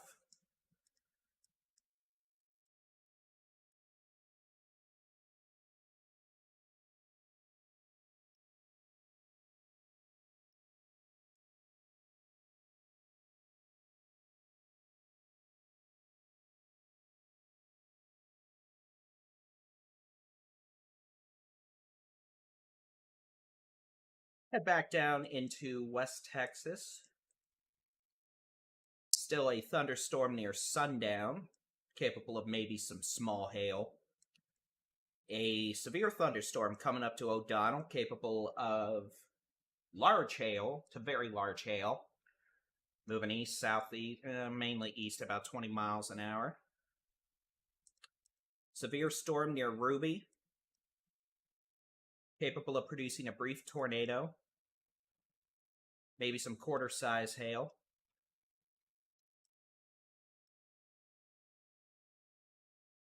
Moving east at about 25 miles an hour. Watching this storm west-southwest of Stamford, that little hook echo, just in case. Severe storm now exiting Abilene to the northeast. That drops some hail in Abilene. Moving northeast at about 40 miles an hour, so that might be a left split. This one near Lawn might be a right split. Moving towards, passing north of Cross Plains probably. This one's moving more easterly at about 25 miles an hour. We'll be keeping an eye on it for hail and maybe a low tornado threat. And then storms further south from southwest of Coleman to Bollinger, Paint Rock, moving east-northeast at about 25 miles an hour. Could have quarter-size hail, localized damaging winds over 60 miles an hour. And then a tornado warning continues for the supercell well east of Fort Stockton now. That looks a lot less organized. So I don't expect that'll be extended. The storms down here between Rankin, McCamey, down to east of Fort Stockton are looking much less organized now, but could still be producing quarter-size hail, localized winds over 60 miles per hour, and perhaps a quick, brief tornado spin up.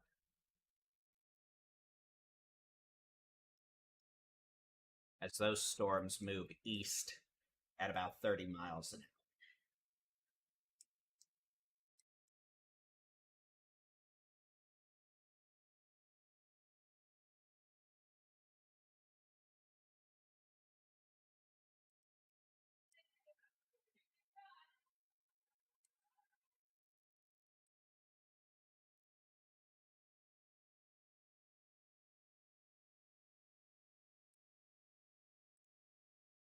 The live video you're watching of that storm structure you're beginning to see is the supercell near O'Donnell in West Texas, which I'll show you.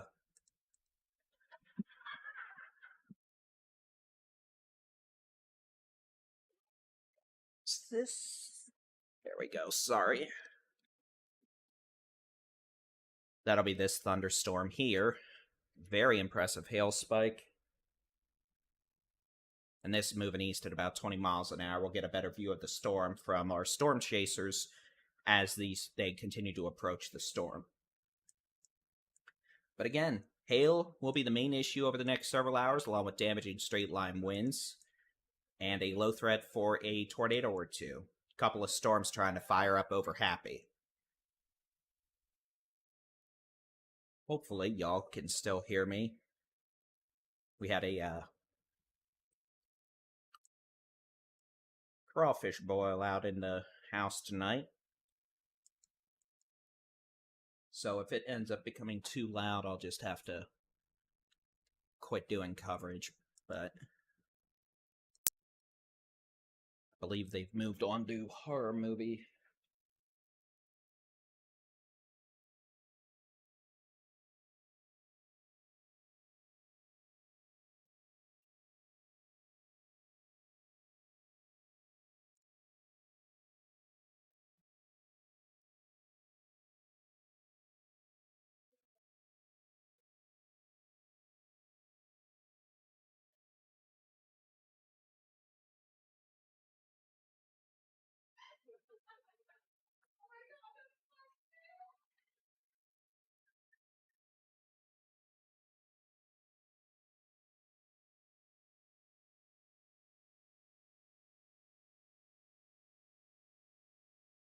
So that's one severe storm near O'Donnell.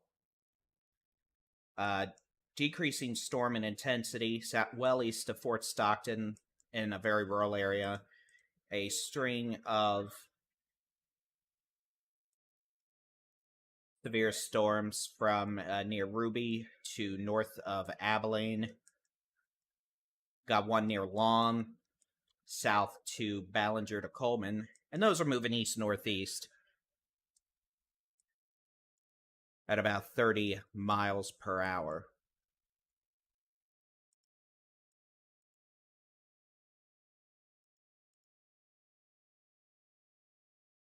And then we've got one severe storm now east of Channing, thank you, Jason, capable of producing golf ball-sized hail. Some signs of modest circulation with that we'll watch. And then a organizing complex of thunderstorms now in the northeastern Texas Panhandle.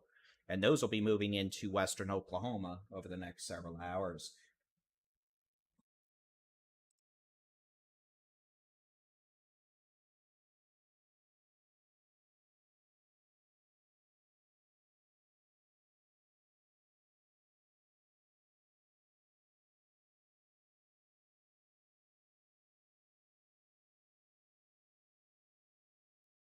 Here, our storm chasers, Alex Bartholomew and Stephen Jones, are located near O'Donnell in West Texas, coming up on a supercell thunderstorm capable of producing destructive hail, localized damaging wind gusts.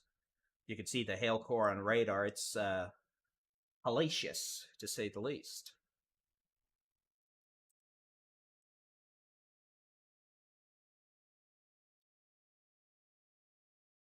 See where they are located.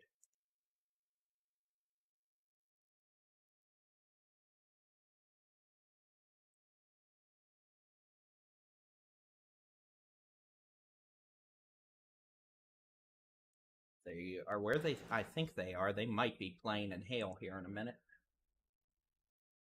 It could be interesting because that looks like really big hail.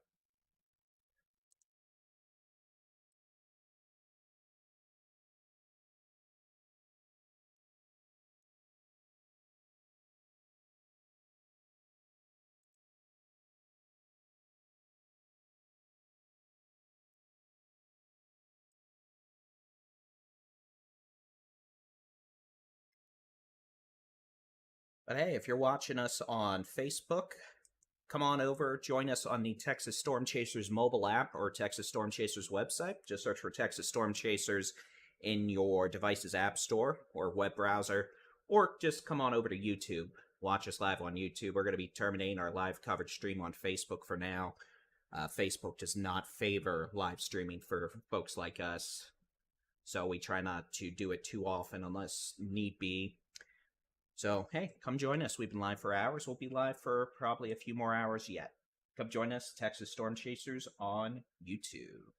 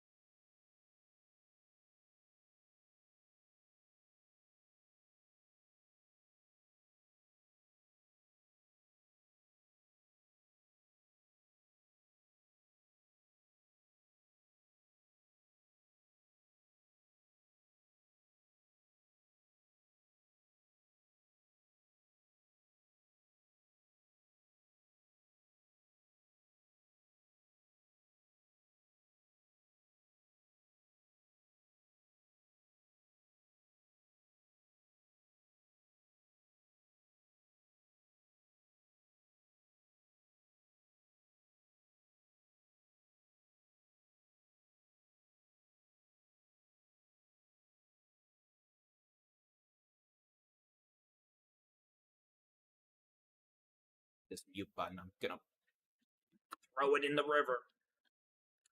Okay, so we're watching this thunderstorm east of Lawn, north of north of Novice.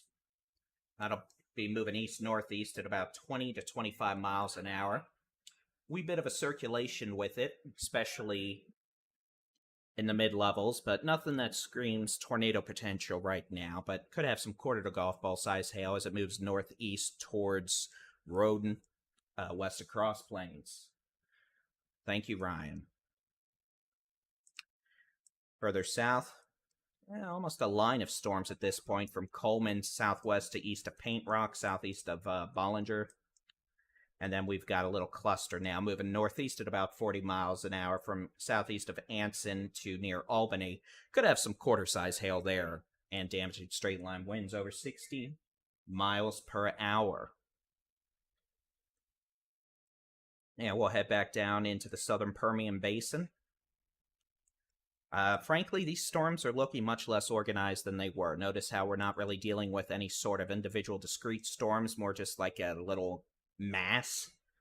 Not really seeing any indications of strong rotation. And the hail cores have come down considerably. So hopefully we'll be done with that soon. Down there. Severe storm near O'Connell, which is the live stream you're watching from the right. An incredibly potent three-body scatter spike. Storm near O'Donnell moving east at about 20 miles an hour. South of Tahoka, north of La Mesa, neither town is going to have to deal with this. After O'Connell, this is going to be over a very rural area as it moves east at about 20 miles an hour. So, once it's east of O'Donnell, frankly, it's going to be in the middle of nowhere, or hopefully the rest of its little life cycle here. Head up in the Panhandle again. We've got one severe storm now east of Channing on Highway 354. That'll be coming up to 287. Potential for some quarter to golf ball size hail with that. As this storm moves east at about 15 to 20 miles an hour, a cluster of thunderstorms capable of producing damaging straight line winds over 60 miles an hour. Maybe some nickel to quarter size hail now extending from, well, it'll be coming up on Highway 70 from Perryton south to Pampa over the next hour. Those storms have also really weakened. Our strongest storms now to be seen to be confined. One storm near Channing, east of Channing on 354.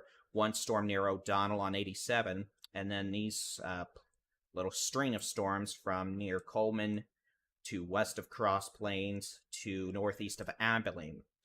And I'm really going to keep an eye on this storm that'll be moving towards Cross Plains.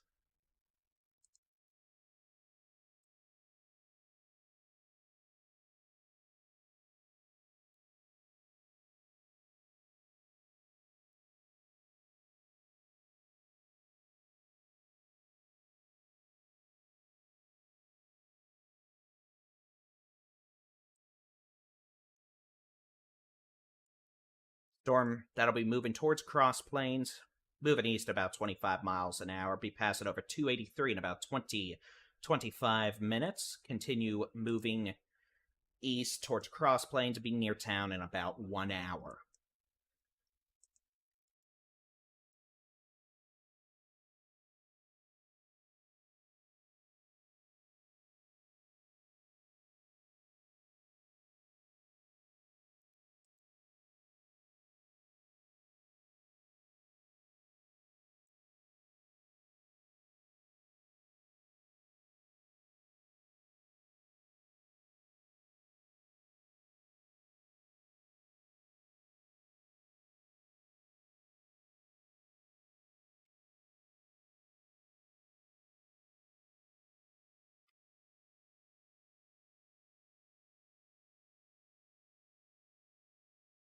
So, with that being said,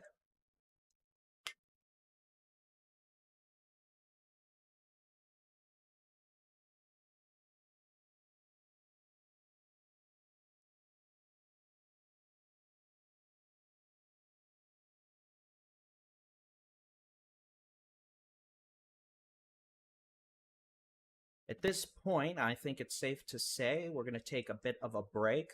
We'll stay on YouTube with the live streaming chase video and a radar loop, but otherwise, I am going to take a bit of a voice break, and we'll still be here doing intermittent severe weather updates here, Texas Storm Chasers. Interactive weather radar on our website, texasstormchasers.com/radar, along with the free Texas Storm Chasers mobile app.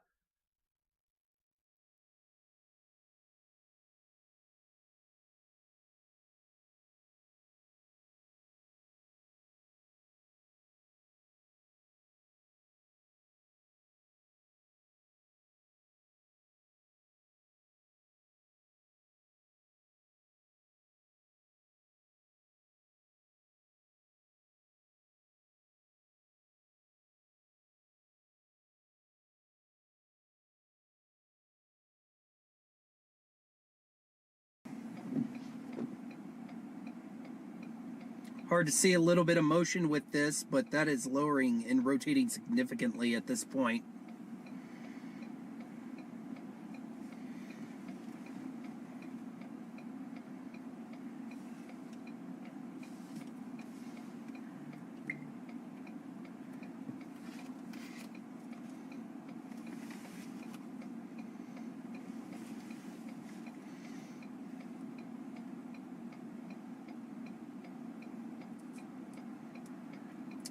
This is what we call a wall cloud.